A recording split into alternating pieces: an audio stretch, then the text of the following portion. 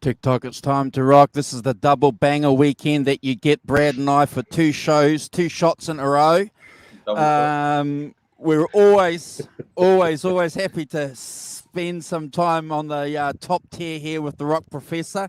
He's always going to make sure that we stick to the agenda. We're always going to behave. We're always going to be, what else?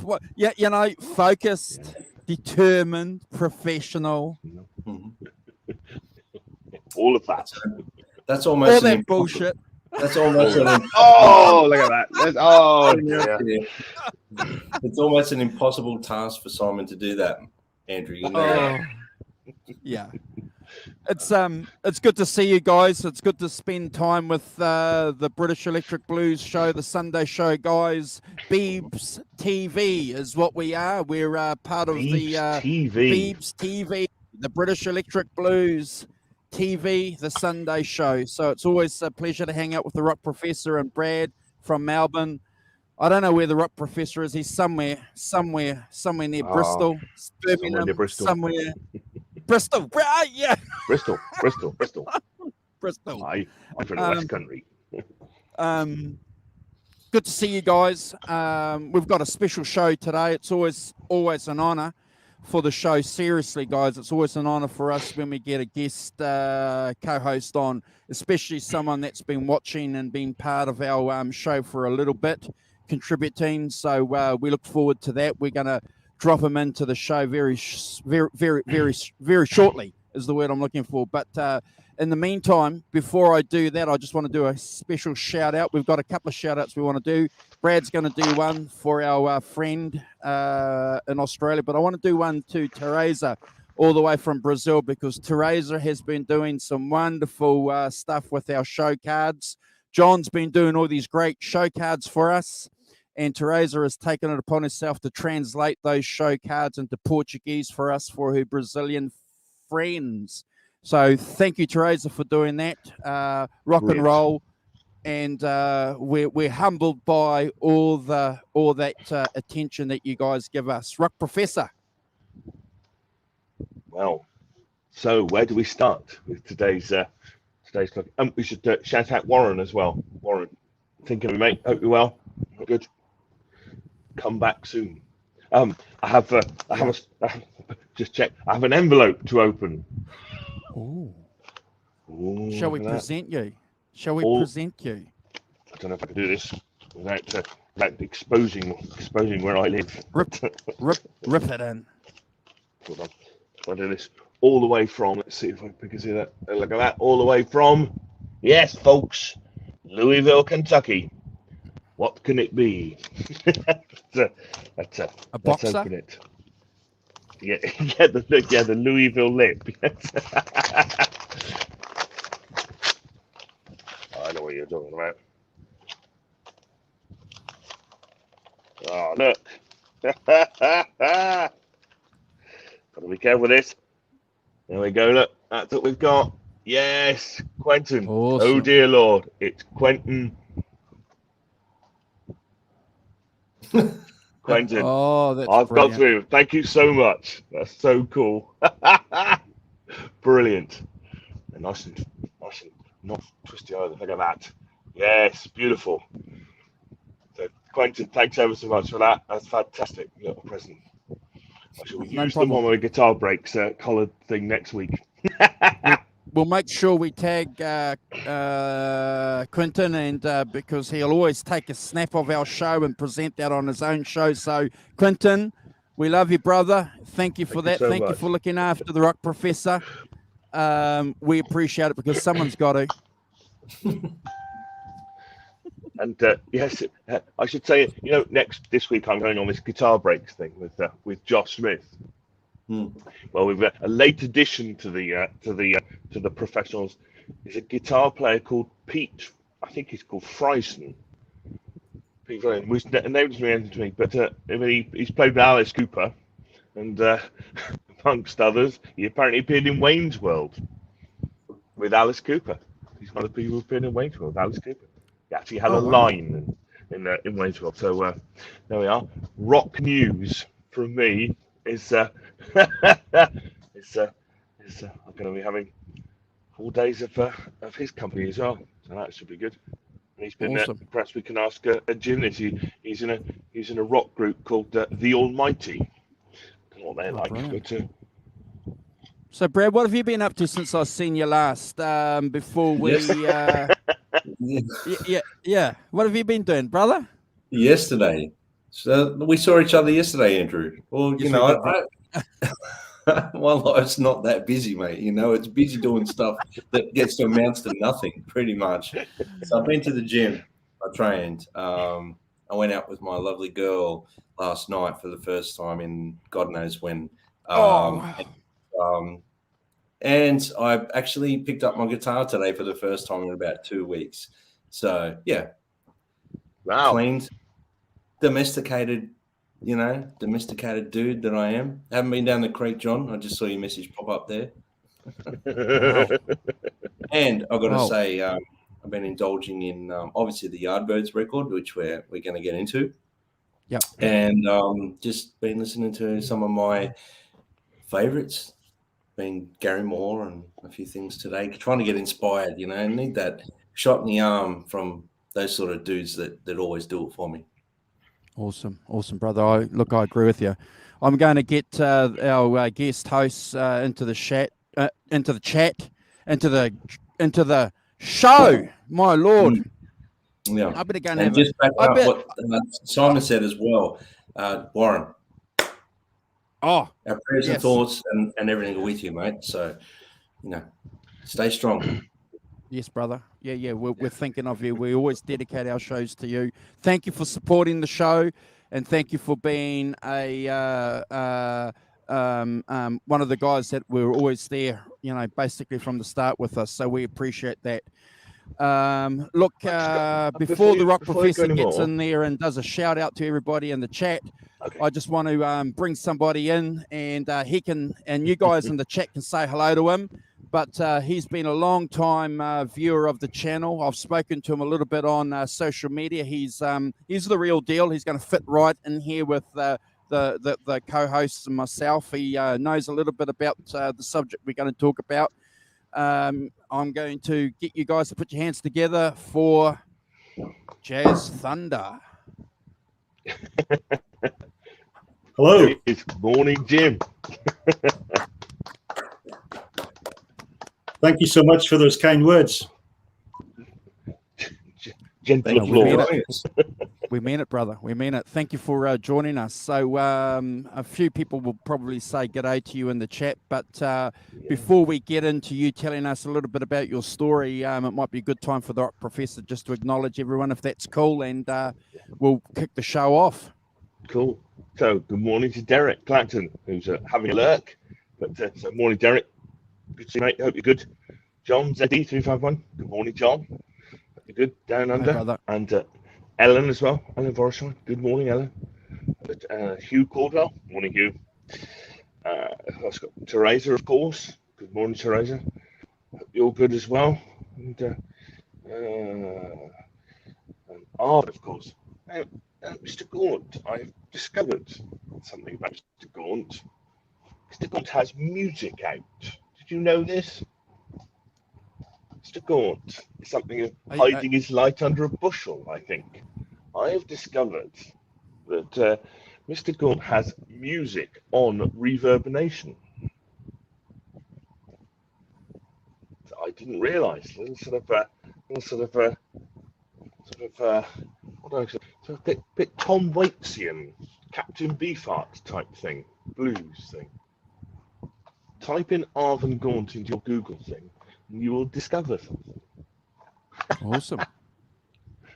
That's amazing. He's got like, I don't know, maybe a dozen songs on here. I listened to the first 3 or 4. Rain as Black as Bible. So that's the first track. It's amazing. So worth checking out, guys. So, rather than hiding your light under a bushel. So that's everyone in the chat so far. So good morning to everyone. Hope we're all good. Thanks for joining.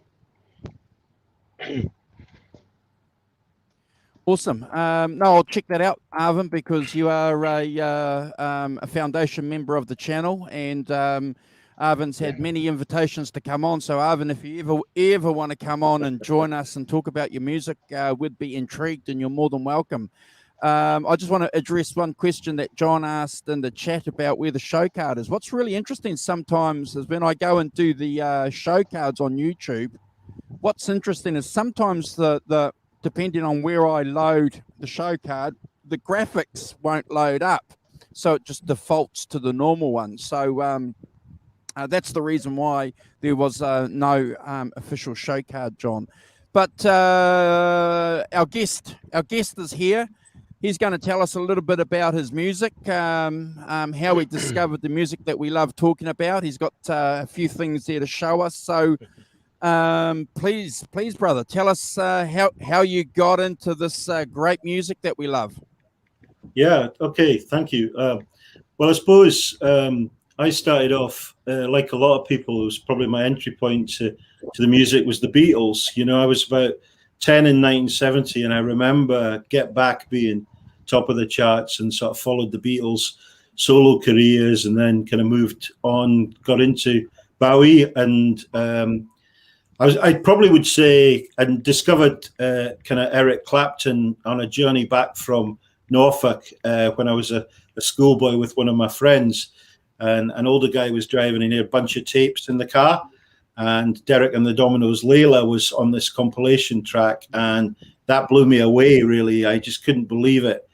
And he had a bunch of other stuff, you know, range of things. 10cc was there, and Billy Connolly, you know, the comedy tapes and stuff, comedy show stuff. But the Layla song was the one. You know, I was kind of getting into the Stones and stuff at that time as well. But I went out and I bought The History of Eric Clapton, which was a compilation LP, and which had, because I saw it had Layla on it, but it also had the Yardbirds. It just had a summation of his career in that time from 64 to 70, when he was in 6 bands in that period.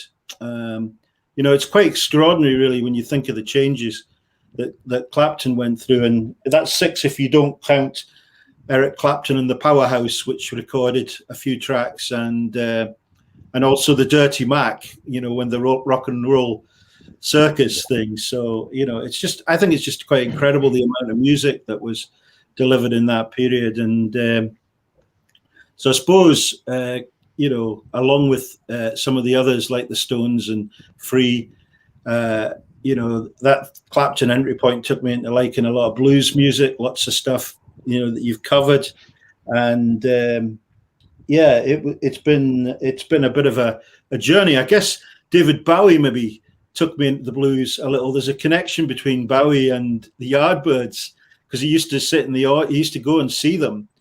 And when David Bowie put out his album Pin-Ups, when I bought that when it came out, the one of the tracks he covered was "I Wish You Would," which was a big one for the Yardbirds. And so maybe Bowie got me into the blues as well as Clapton. So that's a bit about my kind of musical journey.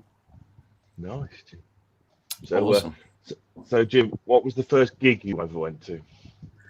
Well, you were talking, I think, the other week about how in Bristol, you know, all the bands would come around. So, you know, I was when I was about 12, we moved up to Aberdeen, and it wasn't so well served. You know, I think maybe a few years ago there was occasionally you'd get a big band at a theatre called the Capitol. It doesn't exist now. They pulled it down, which was a bit of a crime, really. So my first one was actually Paul McCartney and Wings, and saw him in 1975 at the Capitol, and I think I was about the 3rd row. So, you know, nowadays you'd be in a big kind of arena to see those kind of shows, or a stadium, you know. So to see it in a 2,000-seater theatre was a bit of a thrill, really, at the time. It was so that's not a bad place to start with an ex-Beatle, and he played those songs that went on.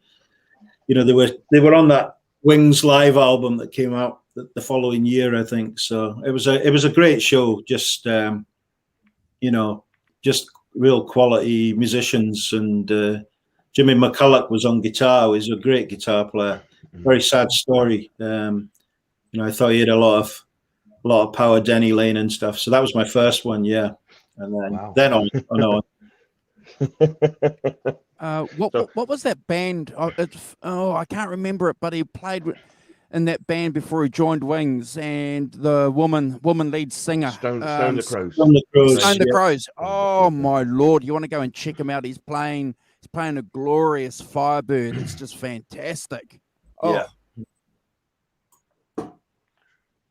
Stone the Crows. Yeah, good band. Yeah, good band. Yeah. It's funny, isn't it? Eric Clapton was 18 when he was in the Yardbirds. Yeah, it's amazing.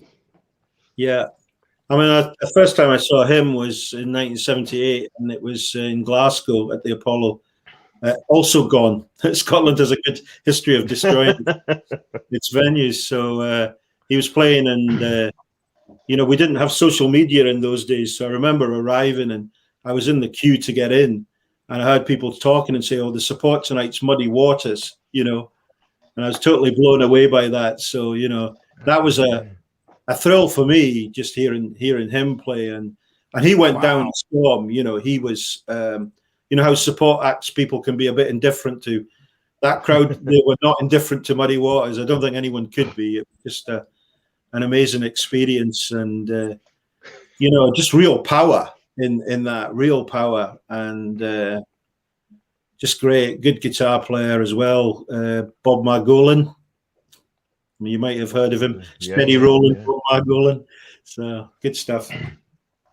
Yeah, Bob Margolin. So Muddy Waters had a pickup band, did he?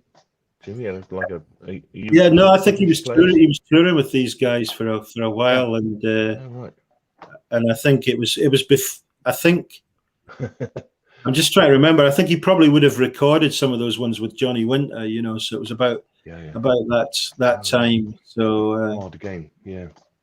I think they toured on the train that year. Those years they went around Europe on the Orient Express and chugged into cities and played. So it was a bit different. And I do remember that concert as well, because the first number Eric Clapton played was Layla. I was expecting that as the encore. But I guess if you're following Muddy Waters, you've got to come out punching with something, I guess. Yeah. Bob Margolin's an outstanding guitar player. He plays a Telecaster. He's fantastic. He's not bad. He's just, brilliant. If you guys haven't checked him out, there's some clips of him playing on YouTube. It's fantastic. He he's in awe, though. When the Stones played with Muddy Waters, I think in 78 or 79, and, Bob's there behind, and the back line there, and he's sort of freaking out a little bit, because Keith Richards comes walking up on the table, and it's like, oh, yeah. Marvelous. Yeah, cool. Fantastic. So, and that Glasgow, famous venue, wasn't it, Jim, for had all those when people went, that's when they went, and they always commented, didn't they, on the crowd at the Glasgow. Yeah, it had a great atmosphere. The balcony used to move, That's right, it used to bounce, didn't it? Yeah. So it bounced. Really? Yeah. I went to that, when I came out of that Clapton show, that was my first Eric Clapton show.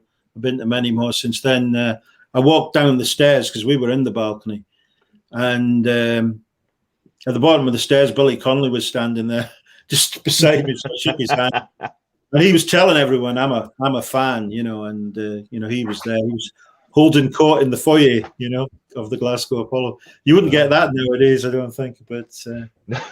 Good times. No, you wouldn't. So just do me a favor, Jim. So what year did you see Derek and the Dominoes again, please? No, I didn't see Derek and the Dominoes. No, it was my first gig was Paul McCartney, and I saw Clapton in '78. So the okay. Dominoes did play in Glasgow. I think there's a slight clip.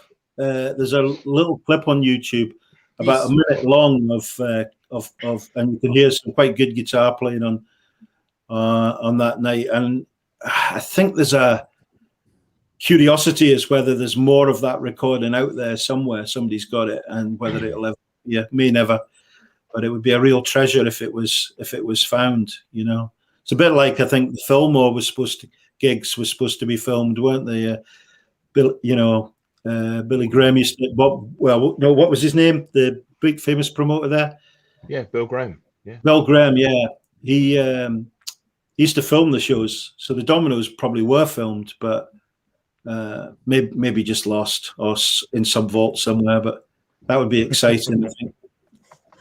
Yeah. Sorry about that. I should have been listening a little bit clearer, but I didn't pick up that Clapton and the Derek and the Dominoes, because I knew that they played in Scotland. So that was before they recorded Layla when they did that tour. So what a time that would have been. You'd have probably paid about 50p for the ticket, I think. Oh.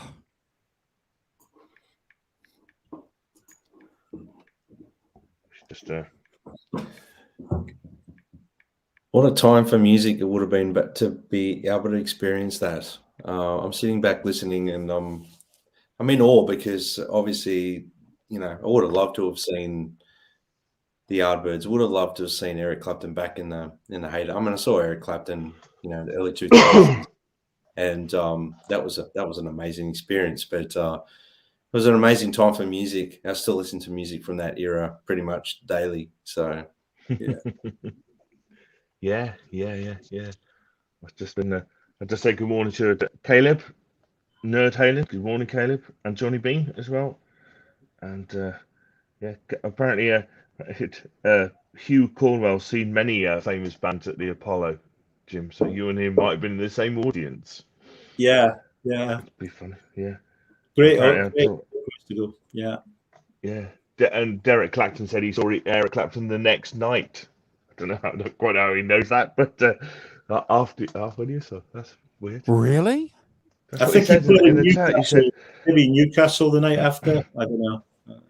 I don't know. He said, Derek says that he saw her. He said saw her EC the next night. So in 1978. Oh, yeah. Wow. Yeah.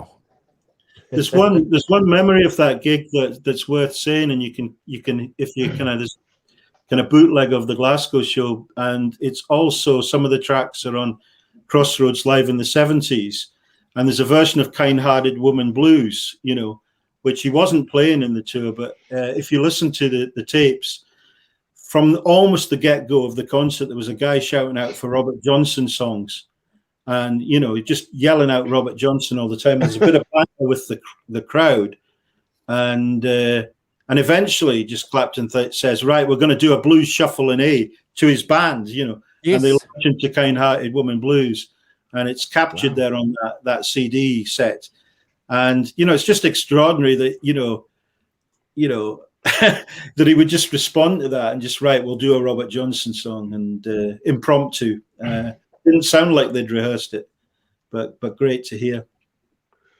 Jim, who was in his band then? Who was in Eric's band then? It was the band from the 70s. He'd lost the guitar player. I think he had George Terry in his band for a while, and then he got Albert Lee in, I think, a year or so afterwards. Yeah. But when he played at that tour in the UK part of the European tour, it was just himself, Carl Raddle, Dick Sims, and Jamie Oldacre. There was no support guitar player. So, right. It was just, we had to cover it all. You had to cover all the guitar stuff. And it's the Dominoes lineup, basically. One guitar. Yeah. I saw him in, I think, about 81 with Albert Lee as the second guitar player, and Gary Brooker and Chris Stainton on keyboards and piano. Really, they were great. But I think I got a bootleg tape of it somewhere. I'm sure it's terrible quality. Albert Lee's a fantastic guitar player, though. You know, he's just an amazing, true musician, honest musician. Oh, I agree with you. There's some great footage of him playing live. I think I'm trying to remember in the back of my mind. Is Albert Lee playing with him on the Steam on the Grey Whistle? I don't know. I can't remember if it's him. It might be George Terry. But anyway, there's some great footage, and you can just see him. He's just standing there like a normal guy, just playing. You know, there's nothing showy about him. He's just playing the licks, and man, what a guitar player. And Clapton speaks highly of him. He said that when he had him in the band, he had to play with a bit of precision. He was that kind of guitar player. You had to respond with clean notes, otherwise it just, you know, and as guitar players we know, because you respond, don't you, when you play with another guitar player to that style, especially, you know, so it's that reciprocal thing. But it's nice for him to mention that. Yeah, my Albert Lee, when he was in Heads, Hands and Feet, he did a famous song called Country Boy. Like I said, very fast. Well, in 79 to 82, Jim, I worked at a record shop in Bristol. And I worked for a fantastic guy called Tony Dodd, who was a local kind of musician, but well-known local musician in Bristol.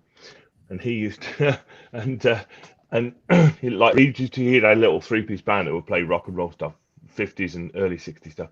But if we harassed him enough, and we would often, he would play Country Boy, and he was fantastic at it as well. He could really play it too. Oh yeah, he could play. He had a Telecaster and a Fender. You know, and he could really play it. And if we annoyed him enough, which typically is, you know, I was his employee and stuff, you know, so we'd go and see him a lot. We would be shouting out, "Play Country Boy." And they go, "All right." He played it brilliantly as well. Fantastic. Yeah, Hugh agrees. Keep playing that either. Yeah. Anybody playing Country Boy in my books is long forgotten classic. Awesome. So at the end of the show, Jim, I'm going to get you to show us a few of your guitars here that you've got there, and you can talk about them if that's cool. But I'm going to ask the Rock Professor to kick the show off with a discussion on the group and the album that we're privileged to spend some time talking about. So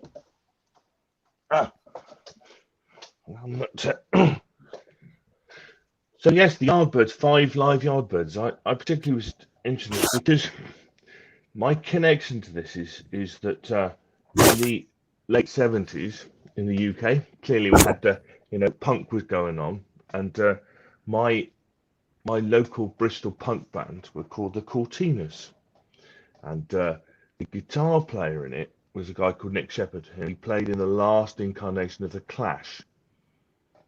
He now lives in Perth in Australia, but plays a lot out there.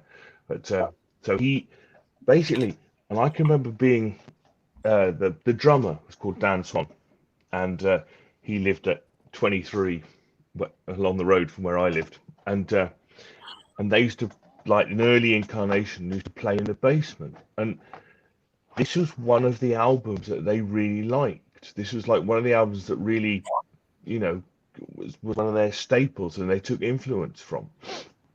So I sort of have a memory of it from then, being a sort of and listening back to it, I was really interested to see that that I could understand why a sort of punk R&B band from Bristol would take this as their inspiration, because it's quite punky in many ways. That's one of the things I sort of felt there was a direct lineage between this and maybe Dr. Feelgood as well as a thing. But so that's kind of where I came in with it. So I never owned it particularly, so I have a vague memory of it being, and of course it's Eric Clapton's first recording.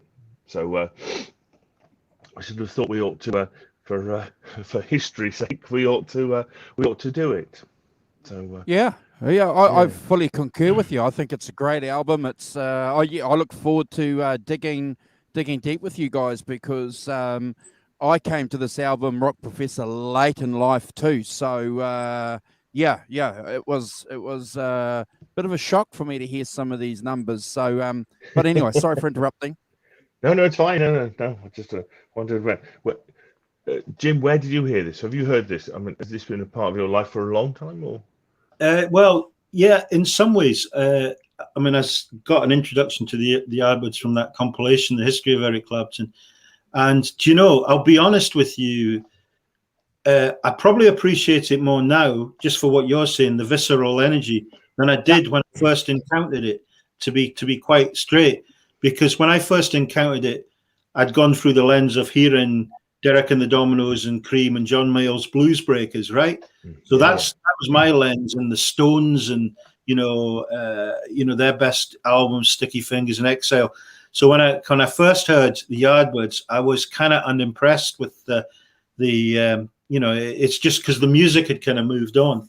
So with hindsight and time, I can appreciate it differently now. But at the time, probably it wasn't.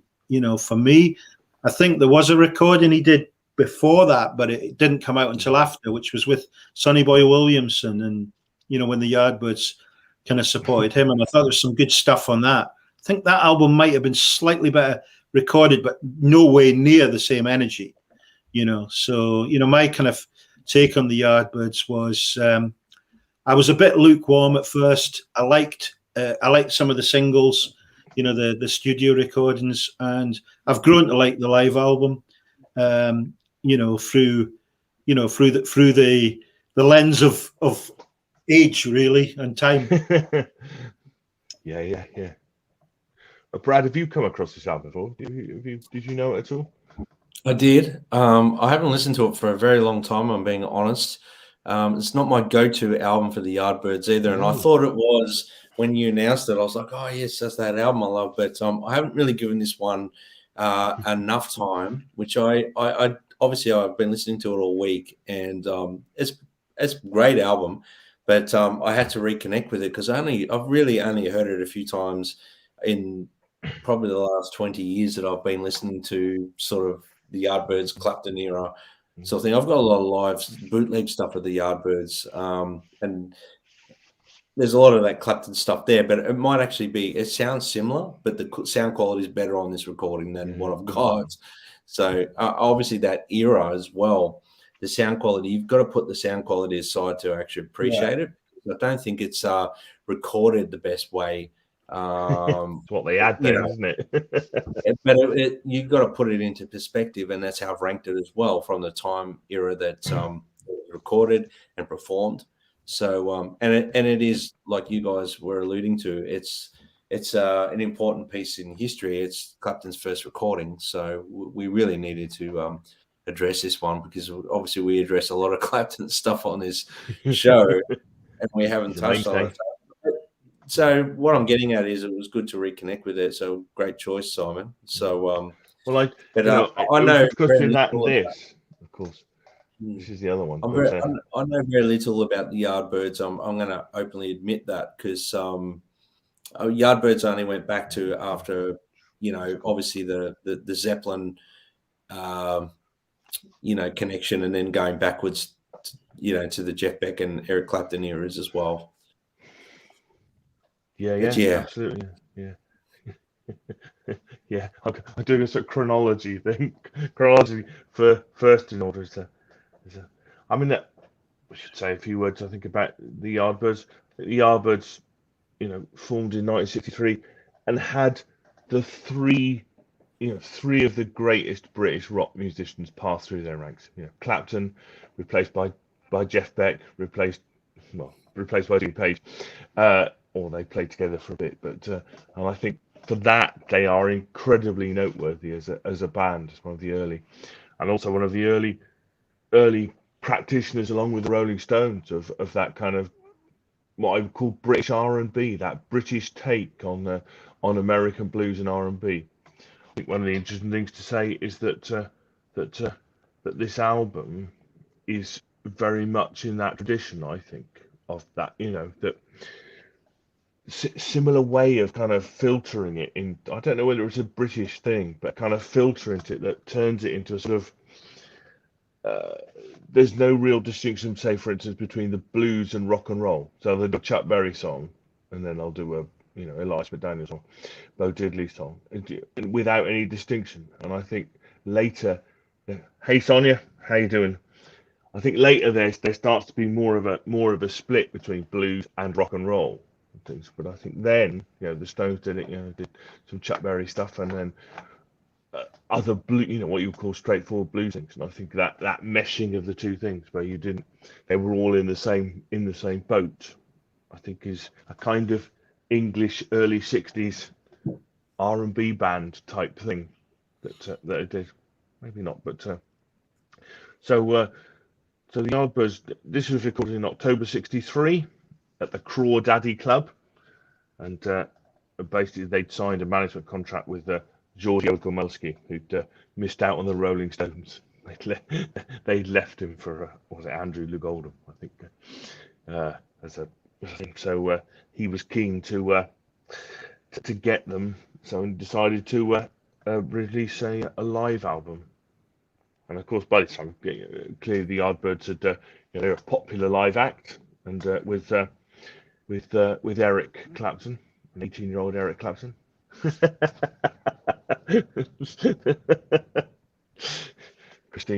Christine Cocktails Taylor, definitely. But they built their reputation, the Yardbirds, on what they called the rave up musical arrangement. So basically having an instrumental interlude that built to a climax, which I think we could definitely hear on quite a lot of these tracks, which turned those songs in from 3-minute songs into 5 or 6 minute songs.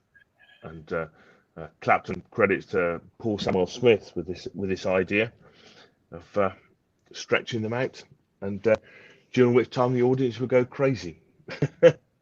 Well, you can hear them. And the other interesting thing I'd say about it is that it seems to me that in those days you wanted the audience to dance. Definitely a dance thing to do with them. Yeah.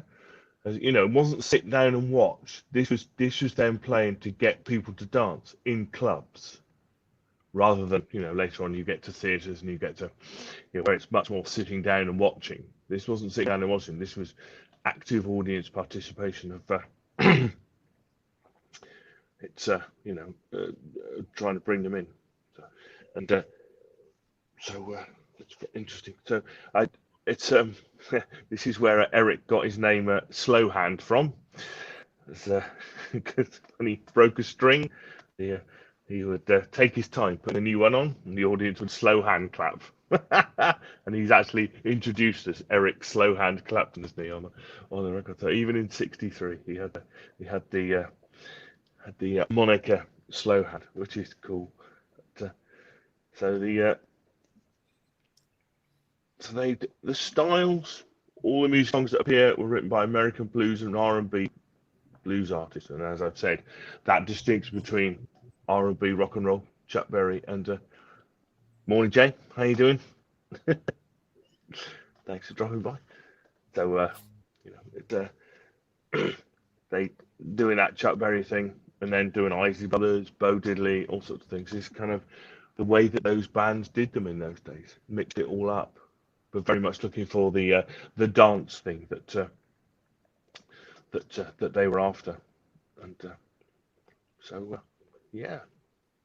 interesting album, as I say, that kind of connection to the mid to late '70s R&B scene that was happening in the UK then, with Dr. Feelgood and 9 Below Zero and all those other pub rock bands, Brinsley Schwartz, and, who played in that kind of vein of doing that sort of thing, still going 16 years later. What I think is really interesting about this album and this period is, it's really easy for some people, I think, to see this period, the early '60s in the UK especially, as this fixed kind of agenda as far as music and recording music goes. But if you just look at, say, for example, the first album of the Beatles, it couldn't have been recorded it's so different from this. and the sound, and even the Rolling Stones, the first album of the, England's greatest hit makers, completely different way that they were recorded around the same time. So, there was never this blueprint approach by any of the record companies and the recording engineers. They were quite, what's the word? Independent and focused on the project. And this album kind of reinforces that. And I love that, because this is what we love about this music, is that, these guys just grabbed a couple of mics, didn't they? And they just hung them in front of the stage and basically went for it. Yeah, absolutely. Yeah. It's yes, they were confined by their technologies, weren't they, in those days? I guess this is recorded straight to 2-track, probably not even 4-track, is it? I don't know. Couldn't find much about recording, what they'd actually recorded on, but I guess it's straight, possibly to 4-track, but probably straight to 2-track. That's what you get, set on the mics. Interestingly, already Clapton is already working out how to play live and where he wants things. So he's a master. There's some the, tracks on here where he's just going for but it. what about what about the announcer? Imagine going up in front of a crowd saying, "Good evening and welcome, and now it's time for bird merizing, yard merizing. In fact, most blues wailing Yardbirds." Well, It's fantastic, isn't it? And then it carries on for another 3 paragraphs. Yeah. But introducing them all as individually in the band and stuff. Clearly, and also later on, doesn't he? He says they say something about the end of side 1 and the beginning of side 2, don't they? Live. Which I thought was hilarious. I love how it. does that work? That's funny. I love it. That is. I know. I love it. That's proto punk. That's proto punk for you, man. Just get in there and get the job done. Yeah. Well, it's as we've discussed on here many times. That many of the best things, recording wise, are done. When you're confined by your technology. Your technology doesn't allow you to do absolutely everything all the time. I'm going to share something with you guys quickly too in my research that I did and during this week for this album. So you may or may not be aware, guys, that Clapton and Paul Samuel Smith always had an issue. There was an issue between those two guys. They didn't like each other, and no one could really. There were various theories about why they didn't like each other. But I found out what I think could be the reason.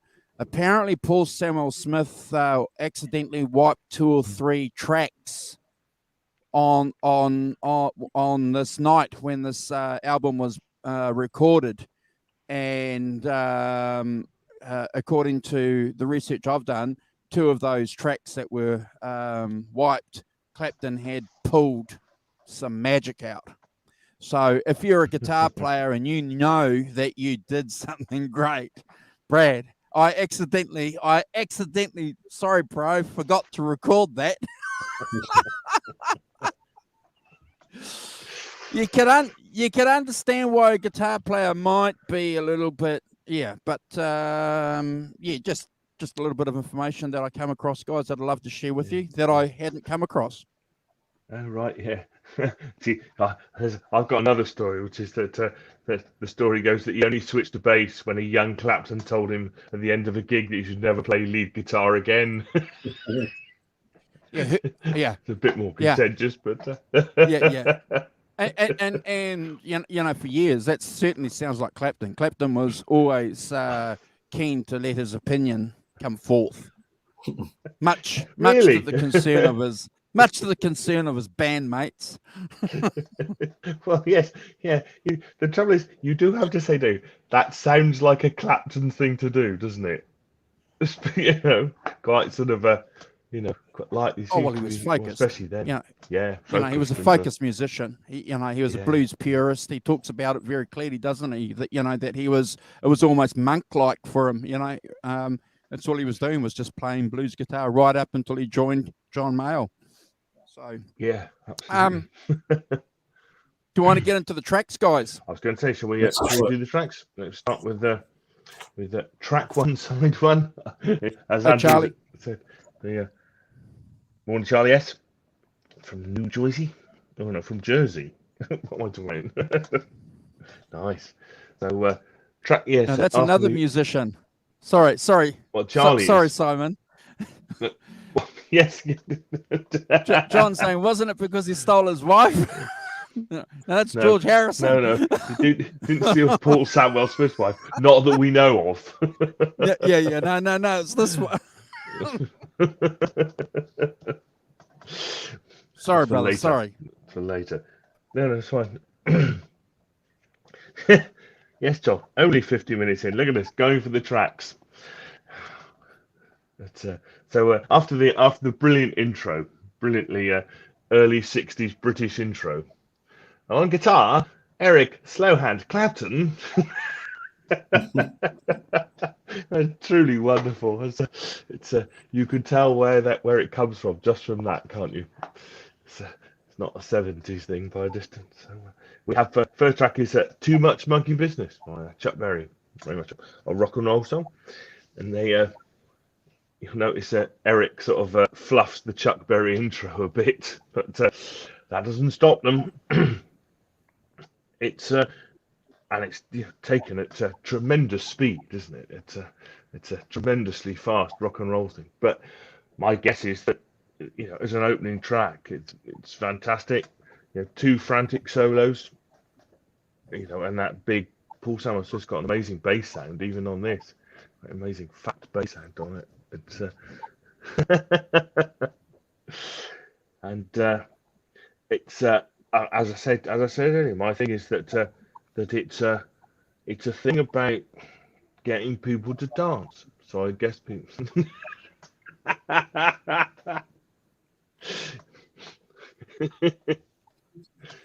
You think he's been doing it for a few bands before that, John? Do you? There's no record in history of this. Anyway, so a pretty straightforward opening. I think fantastic couple of frantic solos. Really, Eric ripping into it, and that rock and roll thing, as I said earlier, that kind of thing.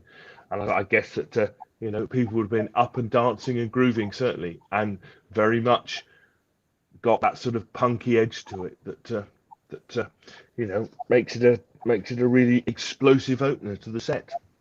It's a 10 from me and never a skip.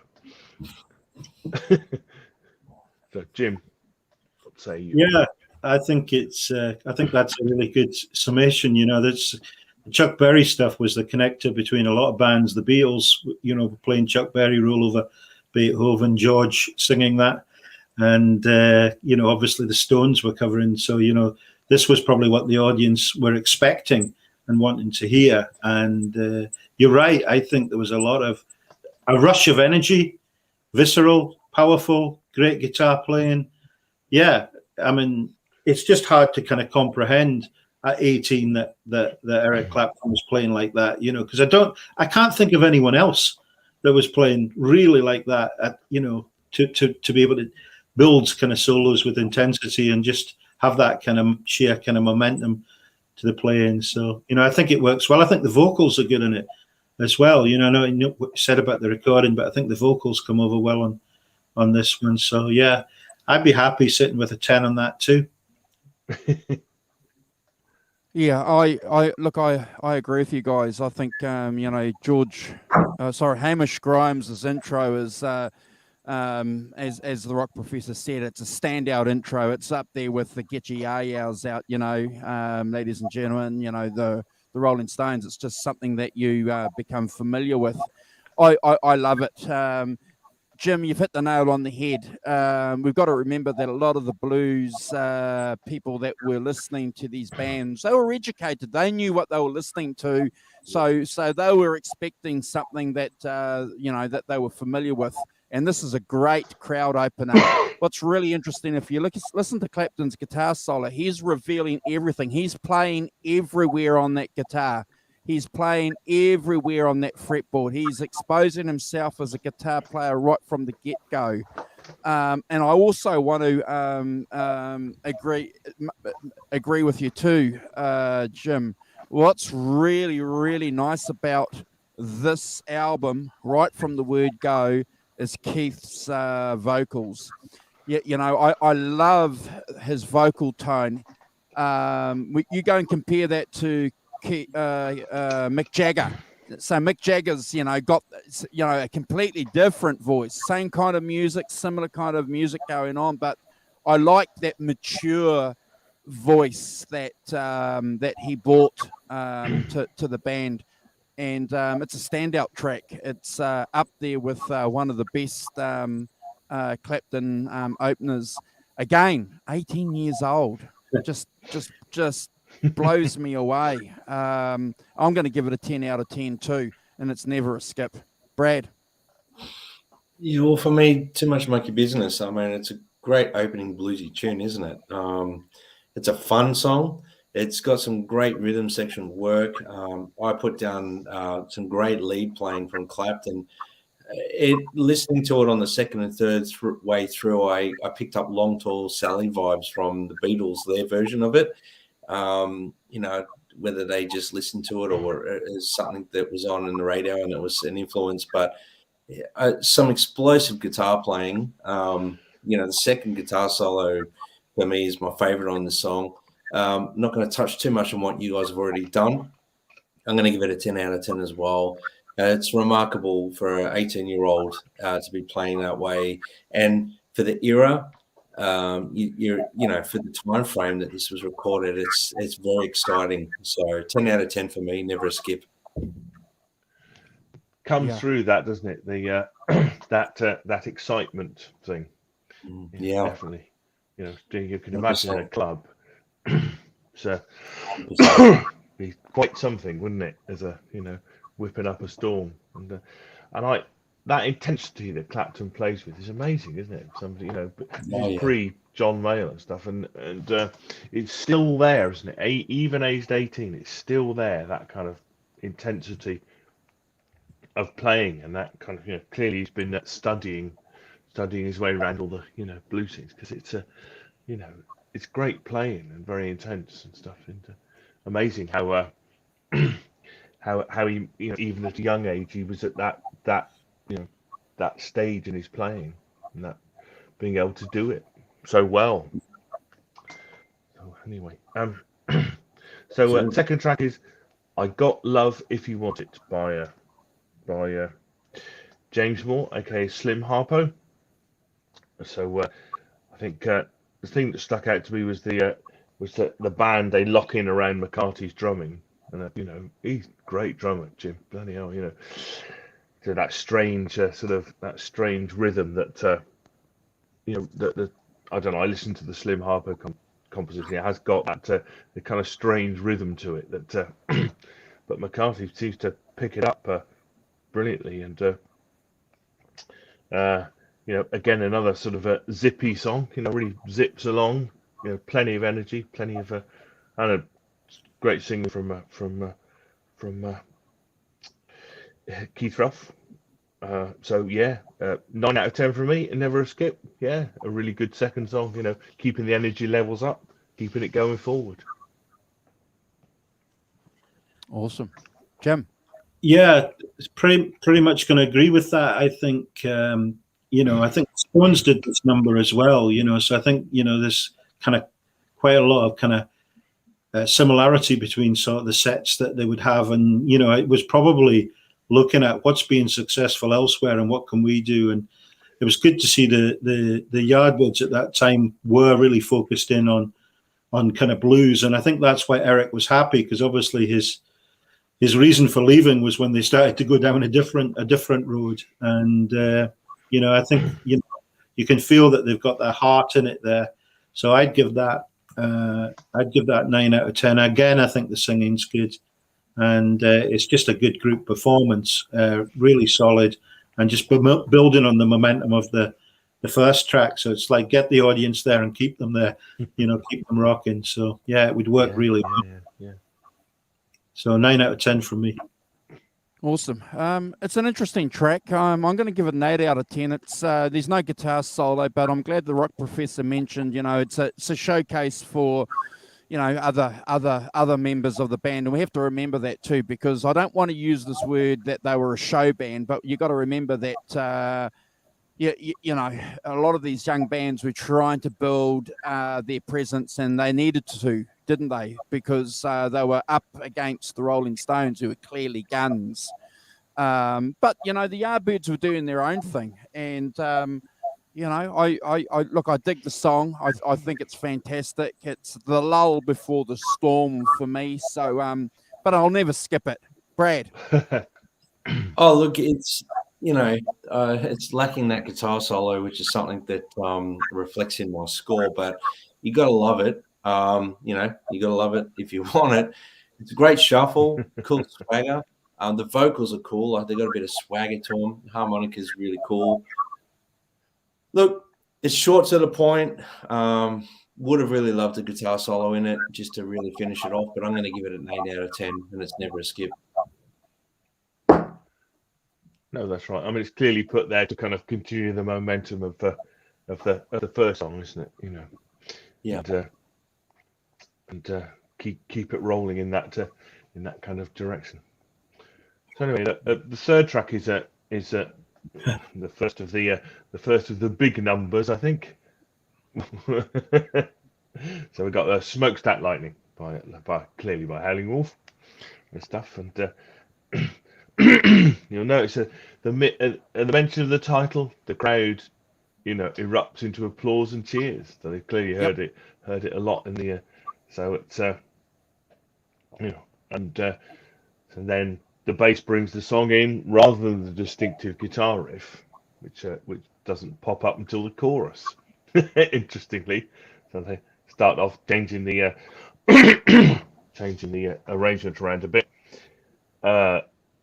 Great harmonica improvisation from Keith Relf and stuff, and and they do. This is the first time they do what they call the rave up, which is building it to a peak, and then dropping it down, and then doing it all over again, drawing that excitement out over 5.5 minutes. It's probably much quicker, much more tremendously kind of fast, that kind of punky element to it, but it's got that kind of, you get into that hypnotic groove with it as well. But clearly I don't know whether illicit substances had any bearing on the speed of this stuff, but again, I think this is fantastic. Clapton's plays great, and it's got swinging drums, it's got that dynamics, with the verve and the energy. It's a 10 out of 10 for me, and I think it really showcases their use of dynamics, and how they worked doing that live and loud and quiet thing. Fantastic. Yeah, really good. Bears repeated listening. 10 out of 10 for me. Never a skip. Jim, what do you think? I think it's one of the outstanding songs in the concert, in the performance, and to take Howlin' Wolf on as 18-year-olds, Chicago blues. This is one of the prime examples of Chicago blues. So you've got to have a bit of confidence to do that. To stand there and play that, and it wouldn't have been mainstream music at that time. There would have been a lot of people in an audience if you talked about Howlin' Wolf. I mean, in the States, I don't think anyone knew about him until the Stones and put it in front of people. But over here, I'm not sure. Did Howlin' Wolf ever come over to the UK? I know he came over in 1970, and they put that band together and they made that album, which was great. And I love that album. But I'm not sure if he came over before. You know, I know Muddy Waters did and other people, but it's a cracking track. And I'm glad you mentioned the harmonica playing, because I think there's a real strength to harmonica playing in the Yardbirds. And you know, it was Clapton's guitar was one thing, but I think Keith Relf, you know, made a good contribution with that stuff. So, you know, in short, for me, 10 out of 10. It's brilliant to hear a blues track like that in front of an audience, getting such a great reception in that year. So amazing from that point of view. I wouldn't skip it ever. I'd be hooked listening to that. Brilliant. Yeah, I agree with you, Jim. I think it's one of the standout tracks on the album. It's certainly worth the price of the album. And if you ever went to the gig, it would be a standout gig, a standout number in the gig. I think it's remarkable. You can hear the Be Now album in this out, you know, in this track. You know, I can't escape it. And there's a couple of things that I want to talk to you guys about, and I'm glad you mentioned the harmonica playing, because it's pretty good. It's not bad. You know, and Keith Ralph too, being a young guy,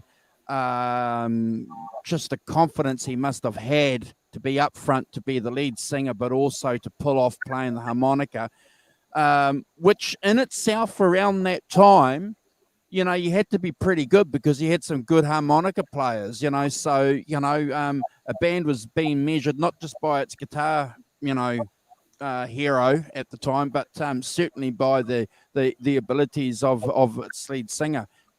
Keith certainly fills one of those categories for me. I'll never ever skip this song. I think it's a classic. Chicago Blues, as you said, Jim, and the Rock Professor. It's just remarkable. These guys have digested it. They've just given us a completely different version of Howlin' Wolf's version. He must have been blown away by it, I'm sure. I know that he said a couple of negative things, you know, about some of these skinny little English guys want to play the blues so bad that they play it bad, or you know. And no, that's Sonny Boy Williamson. That was Sonny Boy, Williamson. yeah. But they went on tour with him. Yeah. You know, but in the end, I'm sure there would have been a bit of respect there because, you know, musicians have that, especially when you're in that creed, in that club. I love it. I'll never miss it. Never skip it. It's a Brad score for me. Brad. Just to put in, Howlin' Wolf did do a tour of the UK in 1967. Yeah. Just having a look. Sorry, Brad. Carry on. All right. No, well, look, you guys are. I mean, the Howlin' Wolf version. I've got that one stuck in my head, but you know, to go back and listen to this, it's a remarkable version of it. It's a cool bass line. The harmonica playing's great. I mean, I've always loved this riff too. You know, I'm gonna give it a 10 out of 10 as well. You guys have touched on most of my notes, so you know, it's one of those songs. I think it's and it's. I don't know if this was the set list order. Was this the set list order, or did they just collate it on the album as accordance to what worked? Apparently, this is the set list order from what I can gather. From what I can gather. It's a good run the way that the songs intertwine each other. Like next, you know, it's a good run, and yeah. So 10 out of 10 for me. Never a skip. No. Awesome, brother. Okay, cool. So, and now on to track 4. Good Morning, Little Schoolgirl. This is another sort of rock and roll classic. It's I can't remember where I had a hit with this now. It escapes me. But anyway, it's very much a sort of rock and roll standard of the time, and I love Keith Ruff is brilliant, isn't he? He announces incorporating the services of Eric and Sam singing together, me not singing. It's a great. And apparently it's the band's second single as well, which is they recorded it in the studio. This is not this version, but there's no guitar solo. But so Keith Ralph basically is a showcase for his harmonica playing, which he does really well, and it's plenty energetic, and and it reminded me, interestingly, of just me telling you guys, it reminded me of very much like Eddie and the Hot Rods live at the Marquee. If you know that EP, which has got Woolly Bully and it, Sam the Sham and the Pharaoh song, I think it's got some, and Gloria, fantastic version of Gloria on it. But it reminded me very much of that kind of fast and punky and sharp. I think for me it's an 8 out of 10. It's slightly slighter than the other things, but good energetic song. Jim. Yeah, not so keen on this one really. I know it was done by a lot of people. I think the harmonica is probably the best part about it. I just don't really I never really connected with that song, and I just don't think they quite pulled it off vocally. So yeah, I'd probably. Did you say this was recorded at the Crawdaddy? I thought this album was the Marquee as well, but I don't know. I mean, I just not sure about that. But I think it's okay. 7 for me, I think, would be my score for that one. Yeah. So, no, it was recorded at the Marquee. It was recorded at the Marquee. Yeah. Yep. Andrew. Yeah, look, I have to agree with you. It's not one of the best versions. It's a song that we all know. It's a song that we can all jam along to. It's great. The whole album can give you that journey of playing along. That's one of the great things about blues, isn't it? That anyone can pick up a guitar and give it a go. I'm going to agree with my previous host's comments. I think the standout on this is certainly the harmonica. I would have loved to have seen Brian Jones and Keith have a jam together. It just would have been fantastic, just watching those, because I think that would have been just an amazing thing to watch. Yeah, I'm going to give. I was wavering. I'm looking at my notes here. I gave it an 8, but you know what? I'm going to give it a 7. I'm going to give it a 7 because it's it misses something, and I think probably it's the vocals too. The vocals aren't really up there with the previous track. So, yeah, Brad. Yeah, I had to listen to it a couple of times to give it a ranking because it just didn't hit me. But I would never skip it. It's part of history for me. It's something that you've got to listen to if you're a Clapton fan, especially. Again, I'm going to go back to it. It has a bit of a Beatle vibe to it, the way they performed it. The early Beatles got that sort of vibe to it. It's cool to hear the dual vocals thing. I really had to focus on which was Eric singing. At times I can't really work it out. At times I can.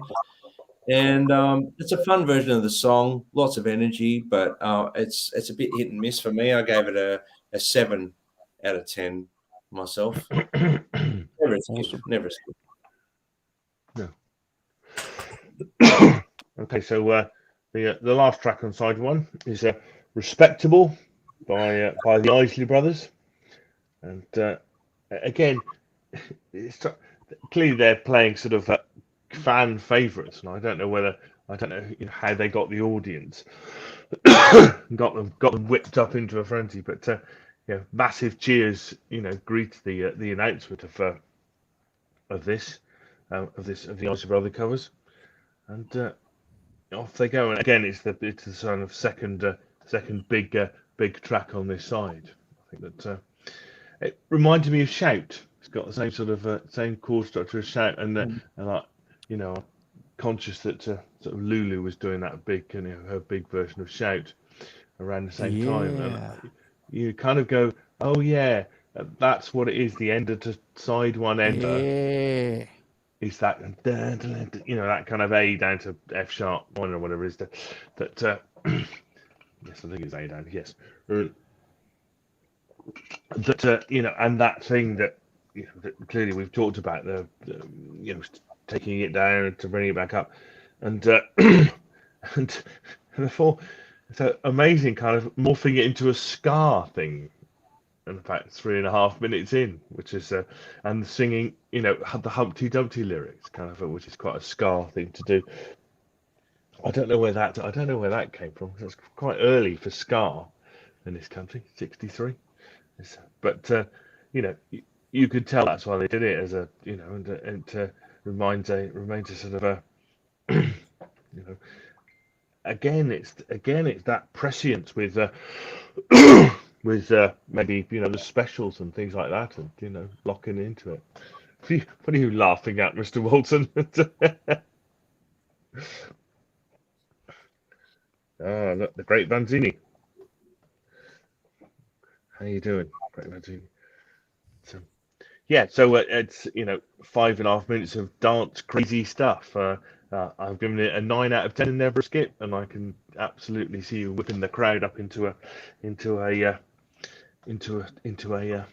storm frenzy, and as a great side header. So 9 out of 10 from me, John. I think I think it's one of those ones that works if you're there better than if you're listening to it on a record, and it in the crowd, there's all the energy, there's the rave up stuff. I think when you sit back and listen to that on the record, it's not quite the same thing, so it's probably more enjoyable to be there than it is to kind of listen to it. But yeah, I didn't hear all those things, that's kind of that's a more sophisticated analysis of the song than I could come up with the ska bits and stuff. So I think it's pretty good. I think I'd probably still go with 7. I think on that one for me, building up to the next track. But I think I'll stick with a 7 on that. Yeah. Yeah, I'm going to give it a 7.5 too, because it's an interesting song in the context of the album. You can see clearly where it fits, and the Yardbirds are true to form. They are sticking to that ingredient, that recipe that people want. And the rock professor knocked it on the head, didn't he, when he said it at the beginning? Dancing was really, really important. You get these people dancing. It was really important for them to be able to do that. And then they go to the bar and they buy drinks and they buy beer, and and everyone's really, really happy.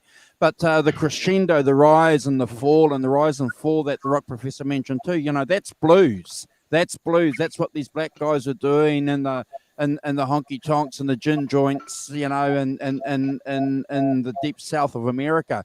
It's and I look. I know that we are a family-based show, but it's important that we point this out. A lot of the musicians talk about this thing with the blues being something that revolves around the sexual functions of human beings, of the rise and the peak and the falling, and that whole thing. So and that's what the blues is. It's powerful. It's a reflection of who we are as humans. And these young cats in the UK were falling in love with that. And the rock professor likes to mention this too. In the early 60s, it wasn't just music that was piercing the boundaries. It was a whole lot of cultural revolutions going on. Young people expressing themselves more through music, claiming something as their own. And the fact that they could cling on to this black music from America just fascinates me 30, 40 years later myself. I'm just fascinated by it, and it's a pleasure to be here with you guys still talking about it. Love it, but I'm still going to give it a 7. Brad. Wow. Yeah. Look, you guys have, the joys of going last again, doubling up on everyone else's. But, look, I like this song. I like the feel of the song, the double time. It's got that really cool guitar playing. I love the way the solo and the way the band lifts during that section. The outro is very cool as well. I actually gave it an 8 out of 10. It's pretty cool. I would never skip it, and I think it's an important part of the set list, like the album. It fits right in there. It's got a bit of energy. It's really cool. It's really good. For 18-year-old like Clapton, that's pretty cool. What they're doing there. Yep. Yeah. I should just say that apparently the ska thing There's a guy called Eric Humpty Dumpty Morris and the Drumbago All Stars released a blue beat version of Humpty Dumpty 1961, which Georgie Fame covered on Rhythm and Blues Live at the Flamingo in September '63. And Okay, the Rock Professor's just dropped out, but just want to do a couple of quick shout outs. We got Kenneth K in here. Thank you, Kenneth, for joining us. If you're new to the channel, please hit that subscription button because we'd love to get you back here for more shows, guys. And here he is. He's back in the stream. Now he's on the bottom tier now. Yeah, quite right, where I belong. So I'm just saying that some London club DJs, such as the Flamingo Club's Count Suckle, regularly spun ska records alongside American R&B. So young white club goers and wannabe bluesmen, this Jamaican ditty wouldn't have seemed out of place at all. So interesting, Wow. Yeah. Wow. I always think of ska as being a bit later than that, but yeah, That's amazing. That's why we call you the Rock Professor. There we are. So yeah, it's great to see them breaking into it. And there we are, a little bit of a history there.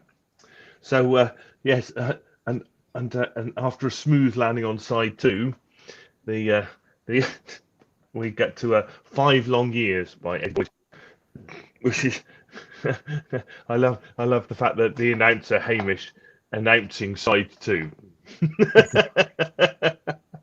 How did he know? It's a lovely piece of Giorgio was there, and he was timing every track, and he was there with Phil Wood, and they made sure these guys knew exactly what they were doing. Just, fantastic. Clearly had planned it out, hadn't they? They clearly had planned it out. Calculated. Yep. Yes. Which isn't a bad thing. Oh no! I'm sure they did what you did then, which is rehearse, get yourself tight, get yourself organised, and then go and record it. Correct. That's all those I mean, Beatles recording their first album in 3 sessions, 2 sessions. Is a band that goes and rehearses, gets tight, and then goes in the studio and records what they've got. So I think it's it's good. So the band are easing into a slow blues, which clearly later becomes staple part of Clapton's catalogue.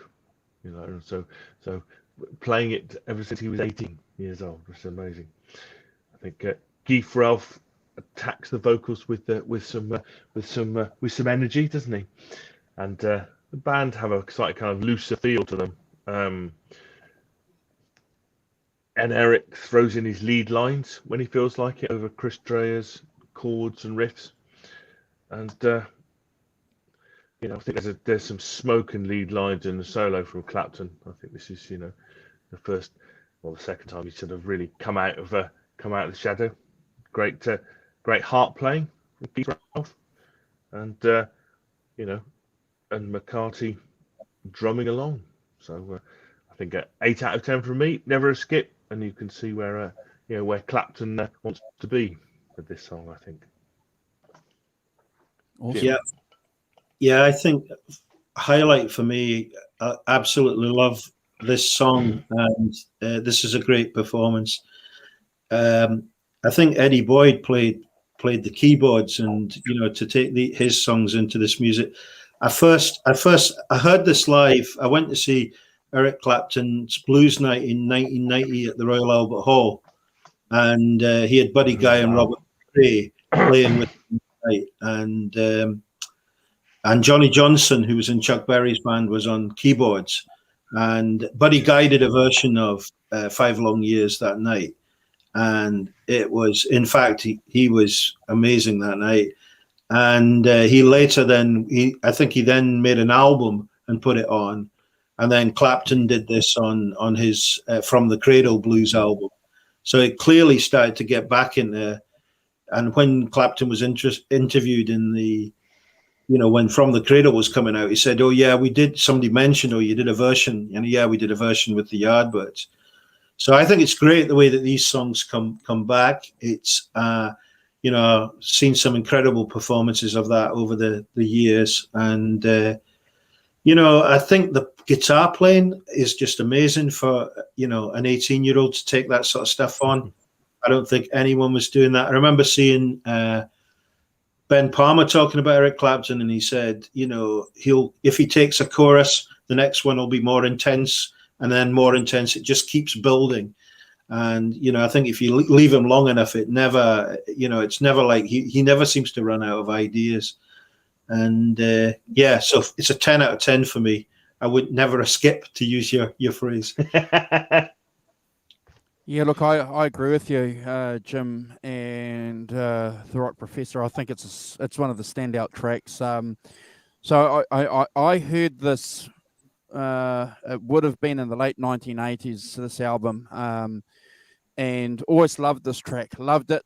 And when I heard it from the Cradle, it just blew me away.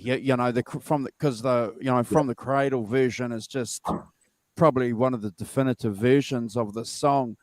But when you compare again, and Brad said this a couple of times too, this guy's 18, this guitar player, and these guys, they're a young band playing this. Clapton's been playing this song since he was 14 apparently, so was playing it on acoustic, so he was really familiar with the song. He's been playing it probably his whole career. And for that there must be some magic there. Go and listen to the lyrics. I won't talk about the lyrics or quote the lyrics on this show, but look, I love the song. It's one of the standouts. I'm never going to skip this either, so I'm going to give this a Brad score, guys. I'm going to give this a 50 out of 10. I just I there's just some raw power there which just grips me.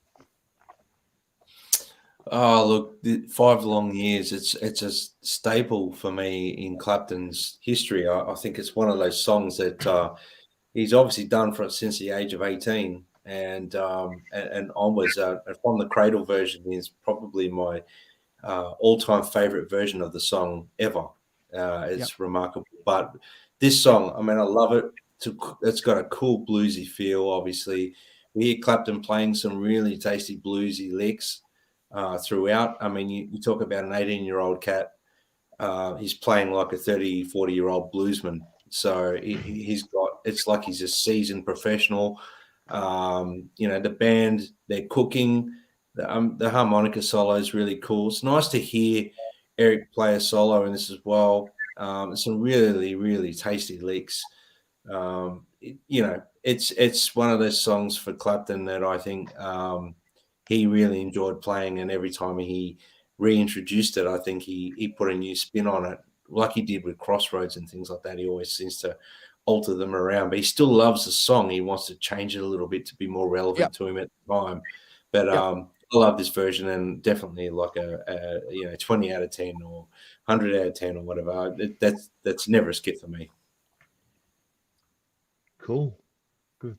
Maybe I'll revise my score up a bit. Yeah, because I've been a bit cheap to it, to be honest. I think you weren't. I think you weren't generous enough with your score there, Rock Professor. Fair enough. 10. Give it a 10. God's sake. You should boot him. Time out. Gang that timed out. Shame. For an 8 too. That's not, yeah. The gods of the blues aren't accepting your scoring on that one. Clearly. Okay, I'm revising it. 10. Thank you. Give the show some kind of credibility. I don't know why. I have no idea what I was. Sometimes I'm just right. I probably got distracted by something, at a vital moment, and wrote an 8, not a 10. Well, that's the blues for you. Yeah. Well, in my case, that's my house. I spend my life being distracted by something. Anyway, yes. So I'm revising up. Anyway, track 2 is "Pretty Girl" by Bo Diddley. Not a song I'm familiar with. I have to say, I'm not. I mean, I went and listened to the original. Seemed to quite didn't have that kind of classic Bo Diddley beat that rather surprised me. But but that seems a pretty cool version. I think they seem to sort of tighten it up a bit. The Yardbirds kind of neaten it up a bit. The Bo Diddley one seemed a bit sort of all over the place. It's funny sort of way. Not quite sure why, but apparently it's the first to the Bo Diddley version is the first to feature the Duchess on guitar, second guitar. So maybe some good catchy backing vocals, and they handle the timing changes, pretty well. And Paul Samwell-Smith, great bass playing on this. He gets a great sound. I must say that the sound of his bass on this record, he's producing it, is well done. It's good. Drives it along at a great. I am giving this an 8 for sure. as my score, I think it's where it is. Jim. Yeah, I think I'd concur with that. I think Bo Diddley, you tend to associate that particular kind of beat and that kind of rhythm. When he kind of veers off that, there was kind of sometimes a kind of quite loose play. And if you listen to, I quite like Bo Diddley's original version of Before You Accuse Me. I think it's got a kind of casualness about it and swagger. And so, slightly different. So the Yardbirds have done a good version here. 8 out of 10 for me. Yeah, what's really interesting about this song, and I've noticed that none of my co-hosts have mentioned the rhythm guitar of Chris, and I got to be careful what I say here because he's just an average guitarist, and I mean that respectfully. And he, listen. Listen, and anybody's going to be an average guitarist. Anybody's going to be an average guitarist when you're playing alongside Clapton, Beck, and Page. So, but he provides that foundation, which is really, really important when they're playing live. But the standout, obviously, is the maracas by Keith. So. Keith is doing something really, really cool there, providing, that different rhythm perspective. I'm glad you mentioned the bass because I've been thinking about the bass when I was listening to this album. And they must have been playing the basses really loud. They must have been quite loud back in the club days. And Jim, maybe you might be able to offer some perspective on this because... either that or the microphone was really, really close to the mic amp.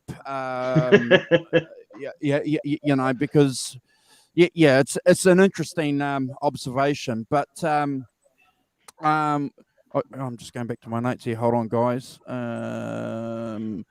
I've mentioned Chris. Look, I'm going to give this an 8 out of 10 too. I've got an 8.5 here, but I'm going to give it an 8 out of 10 because it's just an interesting song from the context of the album. But I'm going to add something else into the mix too that I'd like you guys to think about and let's consider. So how important is it for these blues bands to be picking songs from different artists, not necessarily for the fans, but certainly for other blues bands that they're competing with, so if they're sitting down having a beer with Keith Richards and saying, we're playing Howling Wolf song and we've got a Bo Diddley song, in our set, that we're negotiating, and you can almost imagine, well, have you got the Bo Diddley beat down? No, we haven't really knocked that in, but we're still going to include it. So I think this is one of the great things about these songs that these guys are singing. It's I'd like to think that though. Anyway, a bit of that competitive rivalry as far as picking blues songs. Brad. Look, I gave this song an 8 out of 10. I love the feel of the song, that up-tempo sort of feel. I enjoyed the bass line. That was probably the standout for me, and the vocals are really cool. It's an interesting version, and it's never a skip for me. It's an 8 out of 10. But you guys have kind of summed up most of my notes here, so I don't want to repeat. But yeah, definitely love the bass line in this song in particular. It's an 8 out of 10 for me. Never a skip. No. Awesome, brother. Do you think also, Andrew, there's something, I don't know who I don't know who's picking these songs, how the band pick them, but doing much more obscure, songs like this, I think would strike me as being a typical Clapton thing, in a way, that kind of blues purist thing. Yeah, we're not going to do whatever. We're going to do a slightly more obscure version of it, and this song and the next song we're about to discuss, in my world, that kind of fits into that kind of deeper cuts, deeper looks into people's careers and stuff, and not playing necessarily the most obvious songs. Yeah, well, I think so, and I'll be interested to hear what Jim has to say about that, because I'm sure there was that edge. What do you think, Jim? Well, I think you're right. I mean, I think, there's a bit about this competitiveness. So you want to be able to show that you've got kind of broad credentials. You don't want to seem like a fanboy with just playing only Howlin' Wolf songs. So you want to be able to have some variety to it. And I think probably different members of the band probably came forward with different suggestions of songs to play. I think at the point of that Eric was unhappy about For Your Love and leaving the Yardbirds, he was wanting to do an Otis Redding song.